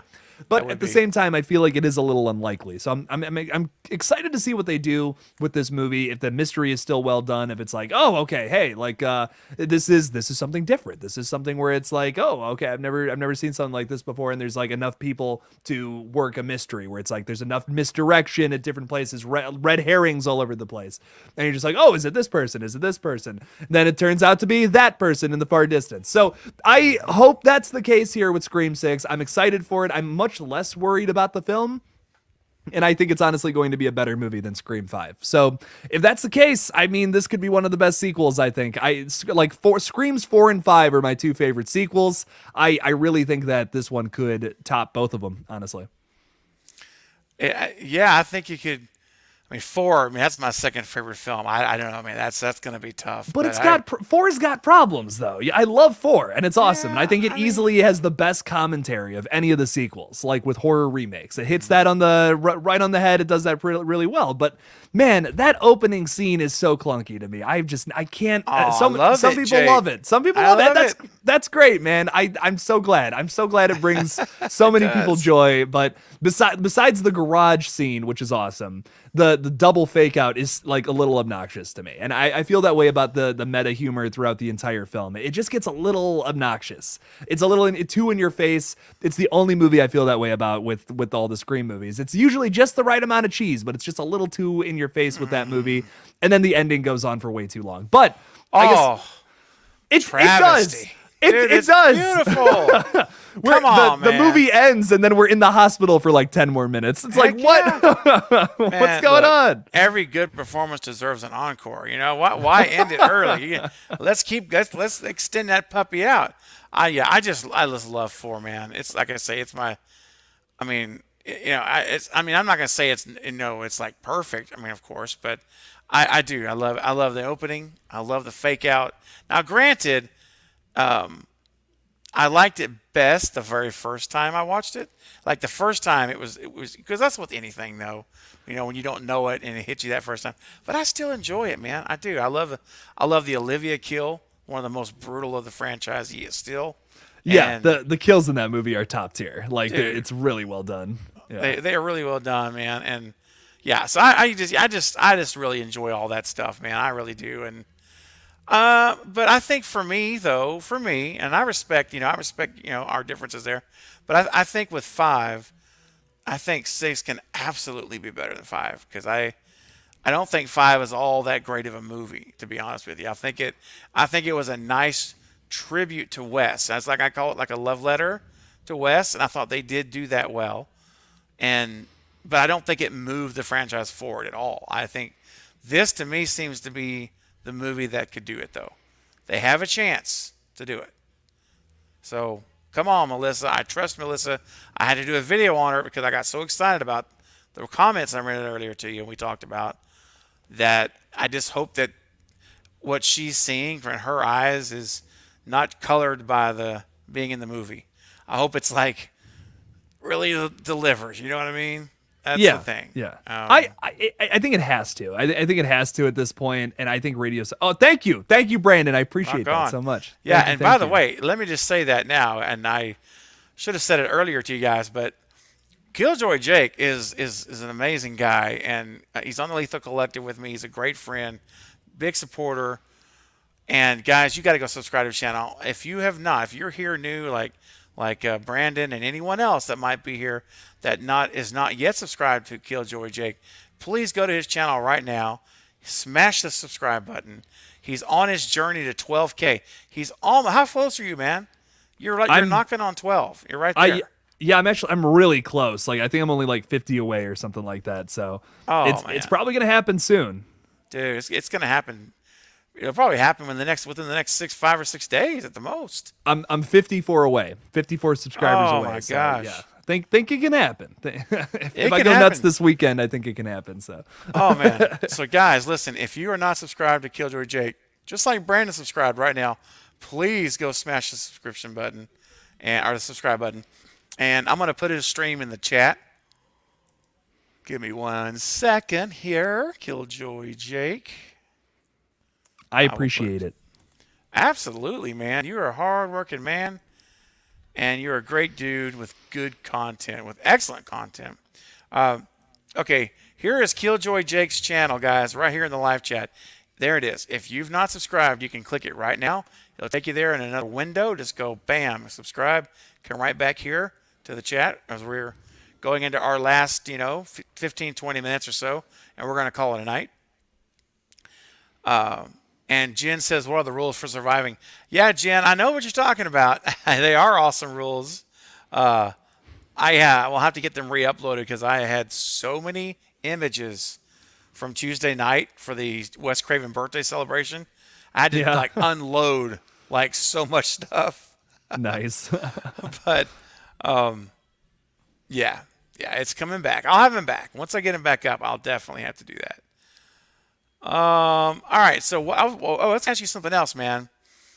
Where is it at here? It's on IMDb Pro. If you go there, you will see they have updated the cast character names for Scream 6. Ooh, okay. I'm doing a video on this. It was one of the ones I had planned to get out tomorrow. I still might try to. Bye, Maverick. Take care, buddy. Good to see you here, man. Appreciate you. Hope you're feeling better. Keep healing up, my friend. Okay, so here's what we've got. I'm going to read these out to you because I don't have it saved yet as a picture. But something new for the new characters. Devin Nakota is Allison. Josh Segura is David. No last name, by the way. Interestingly enough. Sus, exactly. Liana Liberato is Carly. Now, Henry Zerny, Jack Champion, and Dermot Mulroney have no names listed. Samara Weaving is not listed yet. It just says actress, actor. However, Jake, I have a feeling we might be getting that Broadway play on the screen as we talked about for Stab. All right, and the reason I'm thinking this, what's up, Fate? Another member of the collective, dude. You know, it was such a great stream, and look, Fate's coming in, pooping on Jake. Come on, man. Fart decided, more like, oh, get wrecked, you stupid kid. No, I'm just kidding. Oh, my gosh. Good to see you, Fate. Hope you're having a good night. But listen to this, man. Tony Revolori, or as I always call him, Ravioli, guess what his name is on the movie now? What's that? Stab Richie. Stab Richie. So, Jake, this tells us, I think pretty darn definitively, if you ask me, this is a Stab play. This is a stage play of Stab, and they are actually doing the freaking Stream 5 with Richie, and Samara Weaving is rumored to be Stab Sam. Yep. Breaking hot take for you. Breaking news, man. I can't wait for Liana Liberato to walk into the theater at the very beginning of this movie and get stabbed on the stage. Ah, I'm dead. Oh no. What an original idea that is. No, God, no. I hate it. I will criticize that and say it is awful if they, no matter, like, that's the thing, like, no matter what they do, even if it's a play, I don't care. It's the same thing. It's literally the exact same thing. It is Scream 2 all over again. You just looked at that script and were like, okay, let's just change one word from movie to play. That is all you did. That is nothing new. That is, anyone could write that. You could have hired some jerk on the internet with some subscribers to do it. I mean, like, I don't know. That's just, to me, that's what I don't know. That's just how it comes off to me, man. It's not original. It's not original if you just take from the other movie and just twist a plot point a little bit. I don't know, man. It's just so underwhelming to me. Hey, Julie, welcome to the stream. I'm just telling you, man. I'm in my IMDb Pro account right now, and it's right there. Tony Revolori, Stab Richie. Makes me sad. I'm telling you, it's so. Dude. And I will lose my mind if they waste Samara Weaving that way. I will lose my mind. Oh my God. If she is just like stab Sam, I will absolutely lose my mind. That would be the most disappointing thing they could possibly do.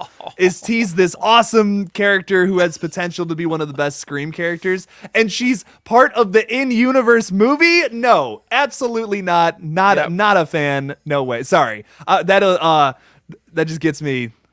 It strikes a nerve, Steven. I know, man. I know. And like I say, I don't know. I don't hear many people talking about that. I've got to get a video out on this, and I may try to do a short video on that after this. Like, just do a screen image of it, show it, talk about it, like what we're talking about now. What does that mean? And kind of go into the whole theories, because and they announced Tony and Samara's, announced on the same press release. Remember that? It was Tony and Samara, and if so they it makes both, sense. And it does, man. They're both in the play. They're both in the stab. That's Sam and Richie. And we're going to have scenes of them going to see the stage play, and there'll be Samara on the stage acting out. We haven't seen any set photos of Samara Weaving with the cast. No. Man, I hate that. I hate it. I hate it so much. Oh, God.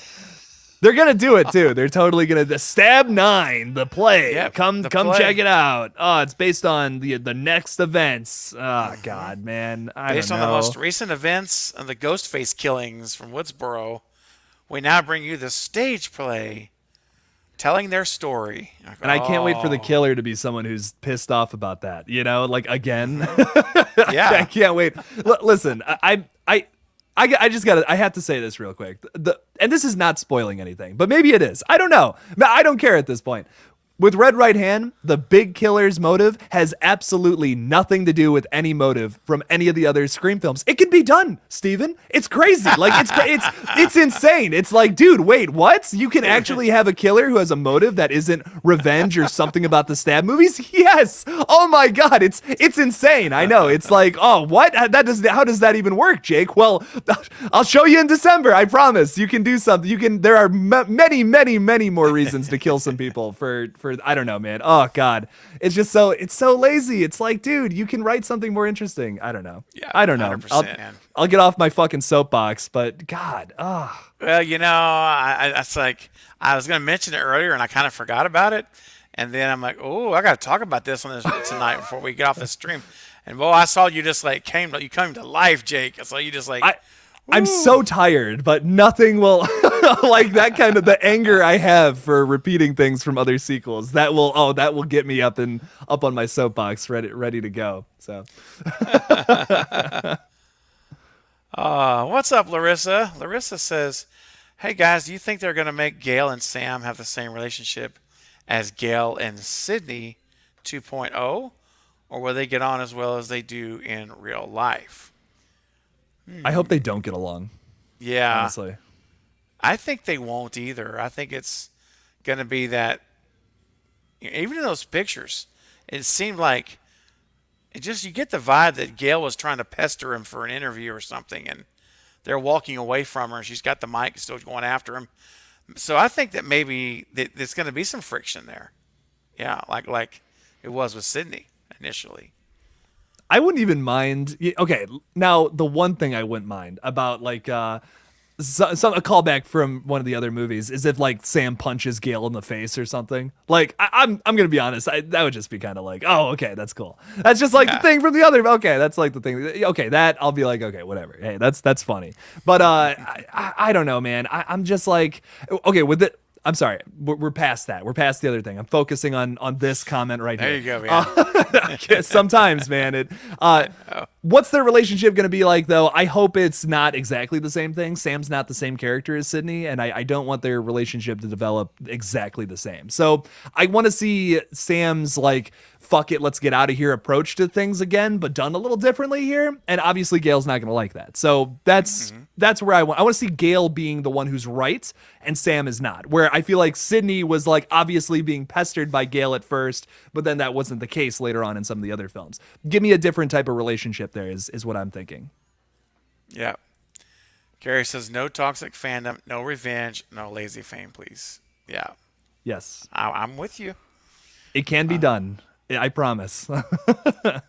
Wayne says, I found Ready or Not massively overrated. Oh, really? Interesting. Okay. One of the best movies from 2019. I don't know. Yeah, man. I really liked that movie. Yeah, I thought it was good. So nothing was from interesting 6. Okay. All right. Now, Fate, what are you doing, man?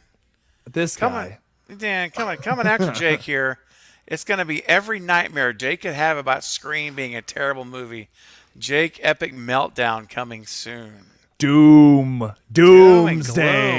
Doom and gloom. You should change your name to Doom and Gloom movies. Whoops. Fate talks doom. There you go, Fate. This is the end of cinema. No. Yes. Fate talks doom. I hope Tyler's laughing right now. I hope he knows so. I'm not being serious whatsoever.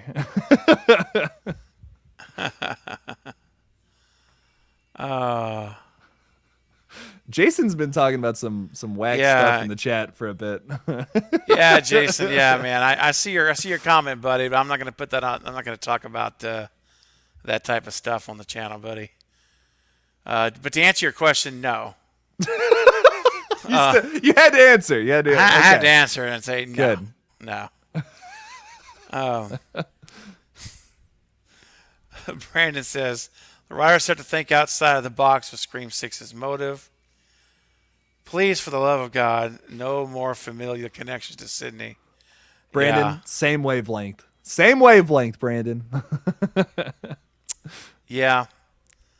Hey, man, I mean, look, there's really only one guy that has a motive that's not family, but goes way back in the franchise. And I think you know what I'm talking about. Get it up. Yeah! I'm ready, baby! All right, Jake. Time to wake up. Get them arms ready. Get Here we up! go. Get it up. Get up! Get up! Get it up. Get up! Get it up. It was fun. Yeah, it was. Yeah, it was fun. I love that. Fun. Peer pressure. I'm far too sensitive. That guy, there's not a bad line in that freaking movie. Not from Stu's mouth, man. Oh No. my God. None of just it. everything that comes out of his mouth is so funny. It's just perfect. Yes. Choo choo. Choo choo. Can't kill dill. I like that, man. That's how I like my pickles. Dill, baby. Yeah. Give me that dill. Nice. Give me that dill pickle. All day. Do you eat pickles just straight out of the jar? Is that a weird question to ask somebody? Probably. That is completely logical to do. Okay. Yes. I'm glad I'm not the only one who just I'll just sit there and just eat some pickles. Heck no. Heck yeah. I mean, yeah, absolutely.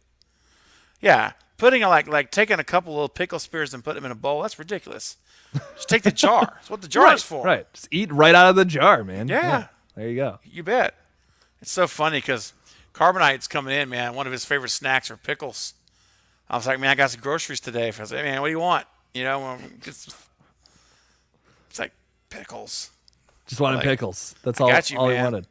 Heck yeah. Got you, bud. Got to take care of your bros, man. Got to take care of your bros, man. And yeah, you got to keep your pickles deal, man. Got to get the deal. Pickle spears, man. That's the way to go. Heck yeah.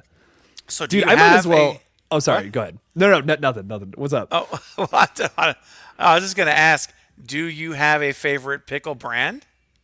Oh, that's they're actually all very different.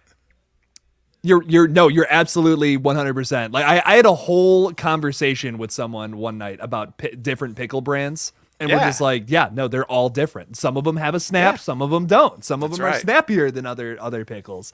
I really like the bread and butter pickles though. Oddly enough. Oh. I know, I'm weird. That's the one kind People I hate can't them. do it. Everyone hates. I feel like everyone hates them on planet Earth except me. I'll put them on my sandwich. They're delicious. I'll put those and the dill pickles on my sandwich. Like it's a lot of pickle. It's just a pickle sandwich at that point. Heck yeah. Carrie says, "Do you use the fork while you have a jar to retrieve said pickle?" No. What are you, lightweight? Yeah, I stick my hand in there. I lick the brine off my fingers and I eat the slice. I'm disgusting. Yeah. There's enough vinegar in there to kill the germs. Don't worry about it. Right. Yeah. You know, you can be fine. That logic is sound. Yeah. I think it is. It's worked for me my whole life. No, it is funny though. My daughter loves pickles too. So she's Team like, dill pickles. Team dill pickles, man. I know. And sometimes my daughter will do that. She'll pour some pickle juice in a cup and drink it. Oh yeah, man. Heck yeah, it's good. Pickles, they're a great snack, man. Absolutely. You ever some gherkins though? You ever just like eat some gherkins? I'll eat those with a fork. I've never those are eaten tough a to fish gherkin, out. dude. They're like the tiny ones. They're like this big. Oh, maybe I have them. Like they call them over here. They're like little baby deals. The little snackums, like this size. Yeah. They're like really tiny. They're like, yeah, you can just like eat them out of the jar. I actually those ones I'll fish out with a fork because I'll lose them. They'll slip out of my fingers and I'll be like, come on, what's well? And if the jar's too small, you can't knuckle your hand all the way down. You can't reach them down. Exactly. You gotta get a fork and just stab them and just pull them up. Who needs to talk about Scream? We can talk about pickles, man. This is what I'm talking about. You know, this is something. This is, and people are loving the pickles, man. Look at you should this. do like you should just make surprise. a title a stream something like which pickles are better, this one or this one. Just see if anyone shows up. Just do it as an experiment. Just be let's see if I can do that on my horror page. Wouldn't that be crazy? That would be so funny. That would be so funny. Like just to be like, oh yeah, the pickle stream. Just constantly refer to it as that. I don't know. I tell you what. Look, man, I'm excited to ask the question now. Listen, you brought it up. Everybody, do you have any favorite pickle brands? Let's get it out there. Get it out there in the stream. Yeah, let's see that because I was trying to find something. I've got something here. Dang it, and I can't find it. I was trying to find something that's so fitting for what we're talking about today. Right now about these pickles, and I'm not able to. Really, darn it! Oh well, that's okay. Another time. But yeah, so let us know, guys, if you have certain kind of pickles that you like. What are they? Oh, Vlasic is my favorite though. Yeah. Oh, it is Vlasic's. Got it. Okay. I was like, what's the one with the bird? I can't remember the it. Stork. Yeah. Yes. Jen says I went from nipple to the pickle. Oh, wow. That's a sentence right there. I love it. That's yeah, it is. Okay. Oh, okay. A little context. Ooh. Okay, a little more context now. I put the wrong one up first. Jeremy says I like Famous Dave's sweet and spicy pickles. Oh, the spicy ones are good too. I like those. Oh man. Yeah. I love the zesty ones, the spicy ones. There's a brand in Texas called Del Dixie. I think they're regional. I don't know how far they go. I've never even heard of it. Yeah. Okay. Well, they have several like flavors of pickles that they do, and they have a sour pickle. Man, I swear, if you can eat one without puckering up like that, I'll be shocked. Yeah. Brandon said I like to get the huge jars. Oh, the deals like those giant. Yeah, I know what you're talking about. Like whenever you when you go to the movies, now they don't do it now. Because it's standards now. They sell them in individual packages, the pickles with the juice in it. Yeah, but back in the day, I'm talking 20, 30 years ago, they had one of those gigantic dill pickle jars, and they had these tongs. So whenever you want a pickle, they literally would go in with the tongs and pull one out and put it in like a plastic thing holder, and that was your pickle. And my buddy Mike, the Carbonite Jedi, every time we went to the theaters together, which was like every weekend, we'd go see 3 movies every week, he would always get a pickle. Big old honking dill pickle. Heck yeah, they're good, man. They're awesome. It's a really underrated snack, I think. So I saw some love for green olives, by the way, and I just want to say olives are also just so good. I love some olives. Now, when it comes to olives, I only eat black olives, and I only eat that on pizza. Oh, I love black olives on pizza. Is so good, bro. I do extra. I like extra black olives. It's like heck yeah, up. Dude. I'm so gross with my pizza order, and it's perfect though, because when I order pizza and it sits in the fridge, no one else eats it. So I'm just like, dude, no one else likes it, and it's okay if you just are disgusted when I say this. Black olives, pineapple, pepperoni. I know. Yeah, I get like a bunch of weird stuff all together. It's like a crazy, it's an awful deluxe pizza, but I love it. It's just a great mix, and no one else likes it besides me. That's fine. Hey, that's all right. It's more for me. Dude, they should name a pizza after you, man. Like, the OG, like I don't know, the KILLJOY Jake pizza or something. The KILLJOY, I don't know. I'm a pineapple on pizza positive person, so I don't know, man. I think it hits. But thank you, Jason. We appreciate Thanks for the thumbs up, Jason. Yeah, you guys, those of you who've come in recently, if you've not smashed that thumbs up, I would appreciate it on the stream. We're at 68 thumbs up right now, Jake. We're about to hit 70, man. We got to hit 70 tonight. We got to at least hit 69 too. Come on. Oh. Get it up. Oh, get that porn music playing. Boy, you're gonna make. I tell you what. Yeah, if we hit 69, we're gonna have to play the porn song. Perfect. That's right. I've got it on standby. Oh my gosh. Oh, let's see. What else? What else we got here? Making sure I don't miss anything. What's your go-to pizza order? All right, Jake. You've already shared yours, right? Was it? Yes. So tell us again. If you're going to order one right now and you were starving, what's it going to be? Okay, so just like actually everything. What I get, and this is pretty gross. Once again, just to clarify, I respect that it's gross. That's fine. But I get black olives, onions, pineapple, pepperoni, sometimes banana peppers, and sometimes sausage. I'm so picky. Though I'm not picky. I'm really not a picky person. But when it comes to sausage on pizza, it's got to be a certain way, or I can't even eat it. I just rip it off. So sometimes sausage as well. But I'll do that and maybe a stuffed crust. So there you go. That's the Killjoy Jake pizza. So stuffed crust. That's your preferred crust, right? Heck yeah. That's the one. More cheese. And do you get marinara sauce to dip it in, or you just eat it straight up? Oh. Dude, do you have Romeo's Pizza out in Texas? No.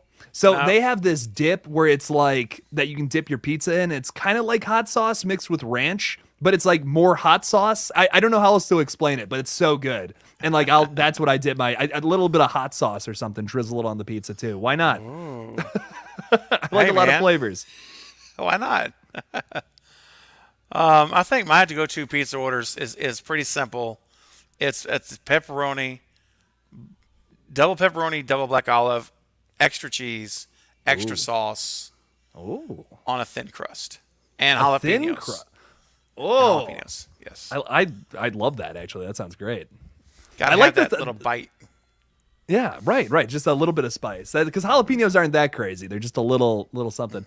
I respect the thin crust, by the way. I think thin crust pizza is underrated, honestly. I do, man. I do too. That's my favorite, is the thin. I like that. Brett says we're at 69. Uh-oh. Okay, let me... Yes! Yep, I do confirm. We're at 69. And Bobby says, I'll give a thumbs up if Jake will take his glasses off and wink at me. #obsessed. Wow.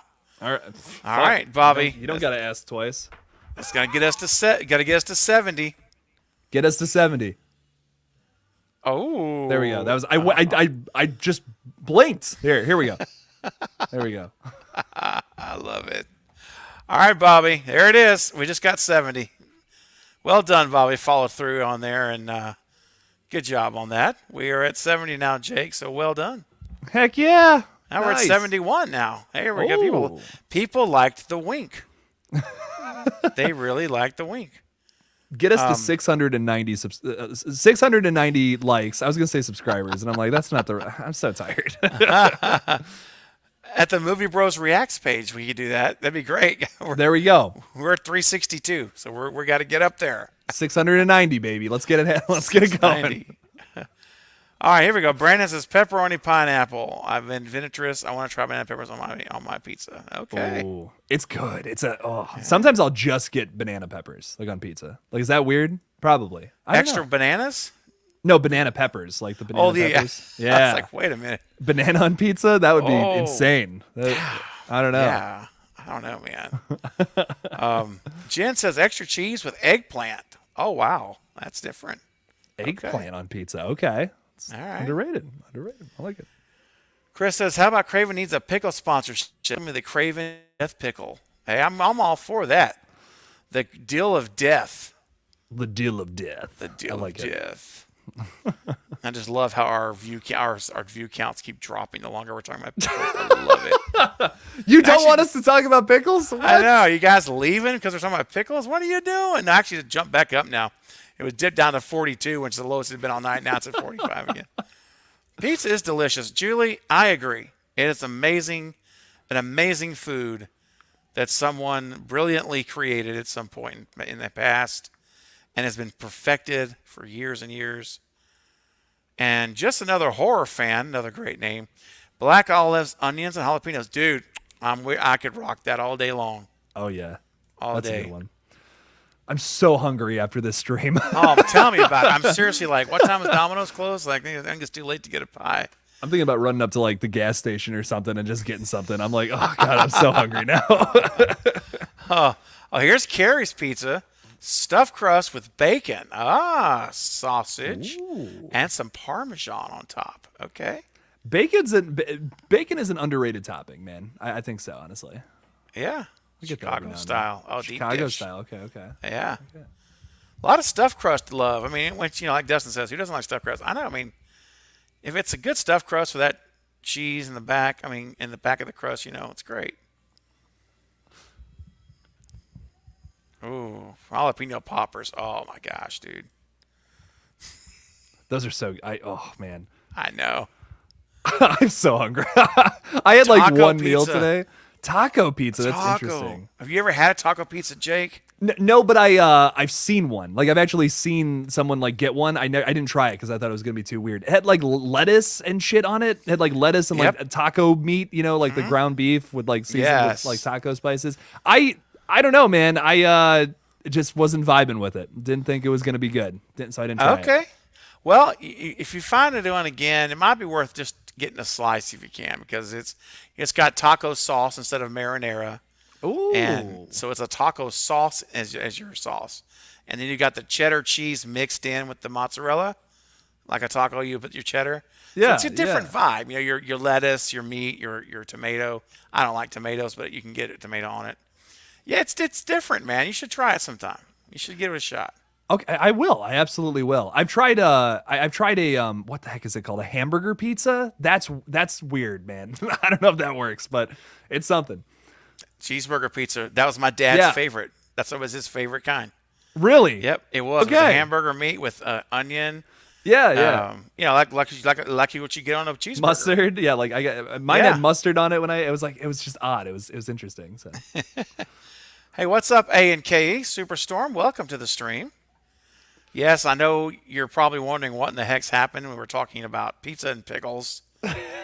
And that's what this stream's about, right? Right? I mean, why not? Absolutely.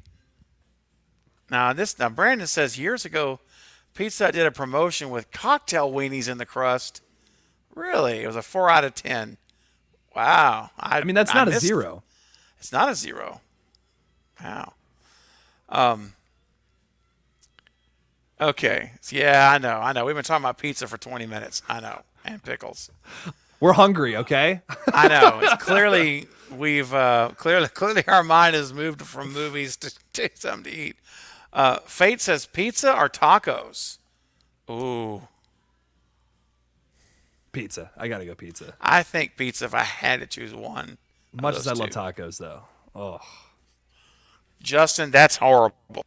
That's I can't imagine that. It's just no.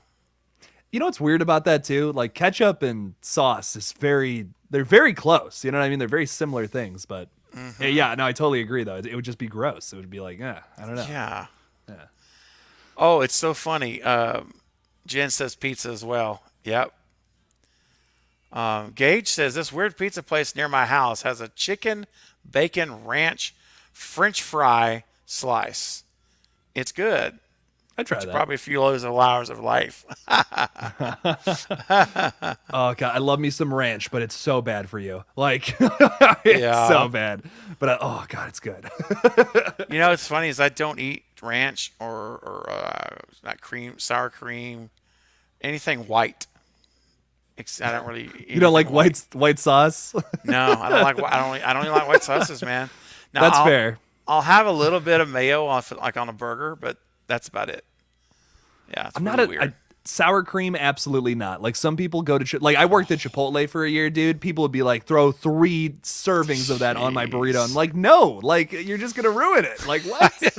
I can't do it. I know. Carrie, you're gonna make me throw up in my mouth. I can't go there. I'm sorry. Not a blue cheese person either. Can't do that. Like with some people do it with wings. I can't. No. Nah. I can't do it, man. Oh, that's so funny. At least a lot of us are sharing some of the same taste here, it looks like, across the team. Got a crazy stream tonight, guys. Talking about food and... Bro, this has gone places that I never would have dreamt of. Not anticipated this. Sorry, Justin's thing was really funny. Which one is it? Justin's like, blue cheese is false advertisement. It's not even blue. Like, that's how I read it in my mind. And I'm like, that's everything about that's so funny. That's true. Good stuff. Larissa says Lebanese pizza is good with black pepper. Interesting. I've never had one of those. Black pepper. Interesting. Okay. Wow. Okay. No cream cheese on the bagel? Nope. No bagels. I'll just go with, if I made something like that for breakfast or whatever, I just do toast. Butter and toast. I'm good. I do this weird thing every time I'm on a road trip. We'll try a local place, like local pizza place. Like well, I can't drink alcohol anymore, but two things I used to do was find a local brewery, get a beer, and I would find a local pizza place and do that. Those were always my things when I would travel. And I've tried a lot of weird pizzas. There's a lot of good stuff all around the country. It's good. It's cool to do that though, Jake. To expand your horizons and trying those stuff. That's cool. I mean, you'll never be able to get it again unless you're there again, but you don't know if you're going to be there again. Yeah, that's my mentality. Jen says the whole point of a baked potato is a vehicle to get sour cream in my mouth. Oh, Jen. That's really funny. Oh my gosh. Justin says he almost likes this conversation more than the movie talk. Oh, wow. Oh, we got 41 people that are still haven't left yet, so that says something, I guess. They're hanging in there. Y'all, thank you. Y'all are some amazing supporters. We appreciate it. You guys are. I mean, to sit here for 30 minutes and just hear us talking about pickles and pizza, that's pretty darn impressive. Thank you guys. Carrie says, Craven and Jake After Dark with a pickle and a pizza. The title of this chat. Some people, when it gets to a little after midnight here in Ohio, it's almost 1 a.m. So some of us will start getting a little raunchier. But no, me and Steven here, we get talking about the real things that matter, and that's food. But it is hitting the midnight hour, and we officially go to Craven After Dark. The music comes on. The fingers the tentacles come out. And this conversation gets more spicier than a jalapeno. Ooh. Or as Carrie says, raunchy, not ranchy. Oh, it'll get ranchy. Justin says, I know you don't like white stuff, but is milk an exception? No, I do not drink milk. The only way I will drink milk is if it's Borden's chocolate milk. And I can drink that. Heck yeah. I can drink that like all day. Steven says, pizza news, rumors, and theories. Live Q&A with Killjoy Jake. The important news. Oh, gosh. Fate says the Mediterranean pizza is really good. I've had that. I've heard of that. It's good. It's really good. I like it. Yeah. Can't say that I've had one, but it's good to know. A good margarita pizza too is just like when that's well done, it's simple, but it's good. It's effective. I like it. I don't know. Yeah. Yeah. Jake, I have to tell you, man, now that we are officially after dark, after midnight, yeah, my niece actually was over here earlier, and she said, I told her I was having you on tonight as a guest, and she said, I need you to tell Jake something for me. I'm like, okay. And so I'm telling you right now, this is what she said. And my niece is not a kid. My niece is 29. She's married, got 2 kids. Okay. But she's so I'm not talking about like a little girl, like a 8-year-old. Okay. So she said, tell him. Well, first of all, she said, I love Jake's energy. I love hearing him. And she said, tell him that if I were not married, that I would be she would be asking me to introduce you guys together. To introduce you guys to meet and just see what happens. Interesting. So yeah. Okay. I told her I'd let you know. Hey, I'm just vibing here with my beanie and all that. So I mean, look, if something happens, I mean, if she wasn't married, that's the key component here. Man, I mean, if something happens, I'm hanging out. So I'm kidding. I kid, of course, but of course. But I had to tell you that, so I told him, all right, I'll let him know. I'll tell him. Yes, that's the confidence boost I needed at 1 a.m. So I appreciate that. Jen. It's just Craven. Jen. Yes. So tell me, man, before as we close up now, because it is midnight, it's 1 a.m. for you. And we're gone for 2 hours. We're over 2 hours. So, and here's to you, Mrs. Robinson. Oh, yeah. Oh, yeah. What's funny is that my niece is a teacher. That's what cracks me up about that comment. Oh, yeah? She actually is a teacher, and she's older than you, but y'all are in the same decade. That's okay. I'm gonna chill out. Horny Jake needs to go to horny jail. So. Oh my gosh. Oh, too much pickle talk for one night. I know. Right. I know, man. I gotta chill out. Jeez. Sorry if I'm Steven. Sorry if I'm out of line. It's 1 a.m, man. I'm just being silly. Oh man, it's all good, my friend. No, it's all good. In fact, let me check the status of my buddy's flight. Let's see if he's landed yet. I don't think he's landed yet. Do you got to pick him up late? Yeah, I got somebody actually helping me out tonight. Okay. And because I don't have a vehicle right now because it's in a parking garage. The mafia. Well, let me ask you this. It's 1 a.m. I believe Prey comes out at 3 a.m. Oh, does it really? Oh. I'm almost at the point where I'm like, do I just stay up and make my review and then sleep until I have to do stuff at I have to do something like 1 tomorrow? Like, do I just sleep until then? I don't know. I'm at that phase where I'm like, I'm not sure what I want to do. Man, I'll tell you what. How bad do you want to see the movie? Really bad? Yeah, but also I should get some sleep. I've been up since I woke up at 6 this morning to start getting stuff done. We had to do we made a bunch of big announcements with Red Right Hand this morning that I had to every time y'all don't see the behind the scenes of everything, but I have to call Matt every single time I post photos and be like, is this okay? Is that all right? We actually fought about one photo I posted today because it's kind of spoilery, but it's also not if you don't read into it. That's all I'll say. So your boy's a little tired, but I could use some sleep. But at the same time, I'm just like, do I just hang out? I don't know, man. I mean, I absolutely could see you hanging, working on a video, watching the movie, going to bed, sleeping until 12:30, 12:45, getting up. Because you having a 1 o'clock thing you got to do, you said? Yeah. I mean, but I don't know you, but you know your body though, man. You know how your body works best, and if you need that rest or not, I don't know.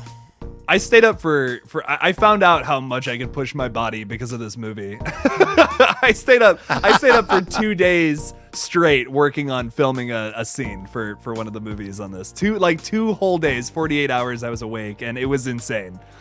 So I'm able to do it, but it completely ruins me. Well, that's the thing. Yeah. You pay for it, even at your age. Even though as young as you are, you still pay for it. Your body's gonna let you know. There's gonna come a day where you're just gonna be miserable. You're just gonna fall asleep and you can't get up and nothing. Yeah. Oh man, I tell you, I mean, my whole sleep schedule since doing this channel has been disrupted more than any time in my life.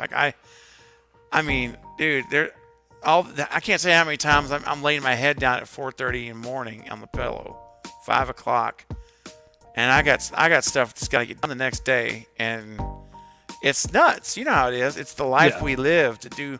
If to do this right and be successful, it is a grind, man. It is work, hard work, But And it's so rewarding. Like I would so not trade it. I would not change a single thing. Like I love it. I love it I love waking up every single day and just being like, I can do this. Is so cool. I get to talk about this, and people are actually interested in the stupid stuff I have to say. It's like, oh my God, I feel so lucky. It's awesome. So it's just great. I don't know. Totally. I feel so lucky. Yeah, it's great. Yeah, no, it's totally worth it.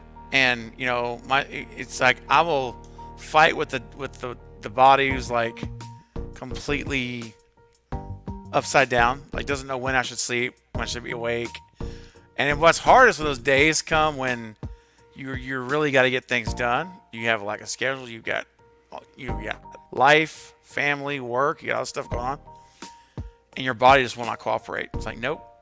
You're going to sleep right now. You're going to fall asleep at 2 in the afternoon. I don't care. And it's like as hard as you try, you just you're out, man. You know. But I will say this though, all of this is worth it. It's so rewarding to be here and doing this with you and with everyone in the live chat and all the support.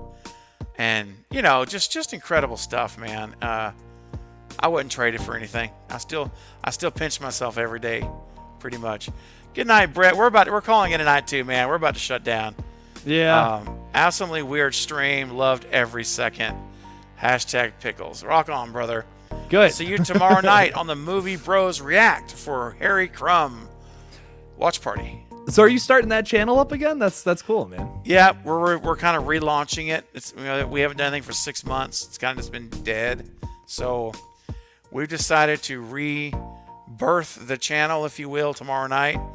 And I'm by having this huge watch party with like 8 people coming in, 9 people just coming in as guests and trying to breathe life into it. You know, we hope we're going to bring a bunch of new eyeballs over to the channel and start our journey to 1K. Carbonite and I have been talking about it, and so we're going to try to build the channel up to monetization and just doing once a week. That's all we're going to do. A live stream every week. Heck yeah. That's good. Well, that's because we don't have the time to do a lot of editing for another, because I'm about to start my God Snacks channel, and that's a whole nother, and that is going to require time and editing, which I don't know where I'm going to do. I don't know how I'm going to do it, Jake. But anyway, one thing at a time, right? But yeah, we're starting this thing back. We're like, if we can get it monetized, hey, why not? You go for it if people are enjoying it, and it's going to grow slow.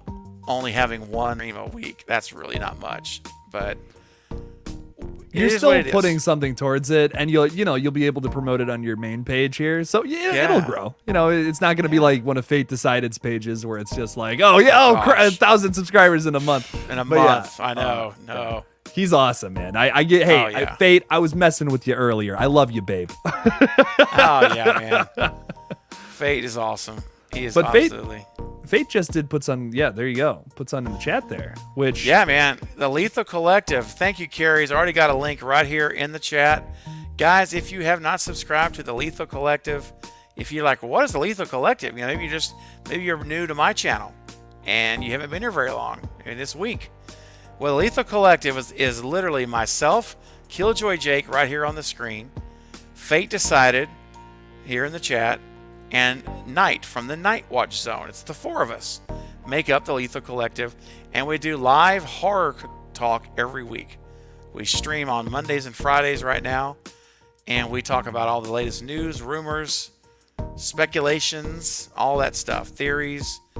So it's a great time, and we are almost to 1K. We're at 700 and I think 50. 750 exactly. Yeah. So 250 more. 250 more. We're monetized. We have the watch hours already. So yeah, go ahead and go subscribe. Yes. We're almost there. We're so close. Like it's like, oh man, we've been pushing for this for a while. So yeah. So go subscribe. Close. Go check it out. Yeah, man. Please do, guys.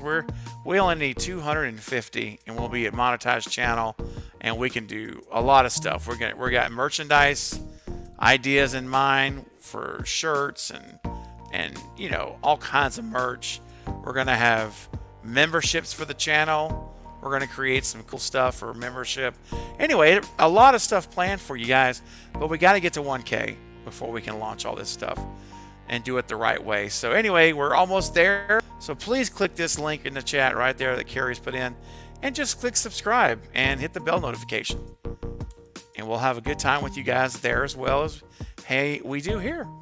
So, all right, guys. Well, I think, real quick. Jennifer says, my daughter's jaw locked open. Oh, wow. She couldn't get it closed? Oh man. That's terrible. So sorry to hear that, Jennifer. I hope everything is okay. Wow. Gage says he just subscribed to the Lethal Collective. There you go. Thank you, Gage. That's awesome. Fantastic. Jennifer, keep me posted. Be praying for your son, or your daughter, excuse me. Yeah, seriously, yeah. I hope that she gets better. And that TMJ is I had a touch of that when I was young, and it was no joke. I thought it was a toothache, and the dentist was like, "No, this isn't a tooth. This is jaw." I'm like, oh, wasn't even a tooth. So it was TMJ. Awesome. So, and by the way, guys, Killjoy Jake, subscribe to his channel and his second channel. Jake, tell us about your new channel for those that may not know. Yeah, so like on my main page, I love talking about horror movies. It's my biggest passion. It's what I love. But there's also other movies that I'm really pumped for. And whenever I would talk about them, thank you so much for doing that. Get Movie Bros to 1,000 as well. Yeah, no, I love talking about like horror movies and all that. But there's a bunch of other movies I'm super pumped for and excited for. Whenever, thanks, Fate. Whenever I talk about them on my main page, it seems just like it's just like not as many people are interested. That's okay. Not as many people are interested in like the superhero stuff or like I love adult animated shows and all that. So I talk about that over there. Check out Movie Smoothie on YouTube. I'm almost at 400 subscribers. So I just hit 390 today. So if I get to 400, that'd be pretty cool. That'd be pretty sick. So help me out. Help us get to 1,000 subscribers on that page eventually. So go subscribe to both channels. I would greatly appreciate it. Thank you, everybody. Yes, please do, guys. And Carrie, if you wouldn't mind putting a link to his channel real quick over on the Smoothie channel, just so we can have that real quickly. That would be amazing. Channel. The smoothies. Bring the smoothies. Wayne says, thanks, Craven, Jake, and every pickle in the chat. Take care, Jennifer. So yeah, Carrie got us up to yesterday. Let's get it revived. That's right. Thanks, Carrie. That's right. And here it is. Get your smoothie on with the movie. There's Jake's second channel. Let's be sure and show him love right now, guys. If you haven't subscribed, let's get on over there and smash that subscribe button. And let's get Jake to 1,000. We want to get Jake to 1,000 and the Movie Bros Reacts to 1,000. And Jake, maybe we can do... Are you going to be doing any live streaming from the movie smoothies, or are you going to just do videos? Eventually, yes. I'm going to do a weekly live stream on there. I'm only going to do like one a week on that page just because, like I said, like Killjoy Jake is always going to be my focus. Dude, yeah. I'm getting like a ridiculous amount of views on the Rick and Morty season 6 updates though. Like they're actually doing better than my Scream updates, which is nuts though. Which I'm really happy with. Holy crap! And yeah, we're almost at 400 now. I just got like 2 subscribers already. So thank you everybody. Yay, that's awesome. But yeah, I will. I'm eventually going to do that. Like I said, I'm in the middle of editing a movie right now, so things are pretty nuts. But come November, I think, like after Halloween and all that, that's probably when I'll start going like really nuts with the page. But I'm uploading like every 2 days over on Movie Smoothie right now, so it's fun. It's good stuff. That's awesome, man. Good night to you, Fate. Much love, brother. We appreciate you, bud. I will not see you guys tomorrow on the Lethal Collective because I'm going to be hanging out with a buddy who's plane lands here in about 5-10 minutes, so I will miss you tomorrow on the Lethal Collective. But you guys go and support the Lethal Collective. I'll be back on Monday. I'll be there on Monday, but I know you guys would understand that I only have like literally 2 days and that's all I got with them. So trying to make every moment count. We are, and again, we're relaunching the channel, the Movie Bros channel, together in person, which is pretty special. And Jen met me on Movie Bros Reacts. That's right.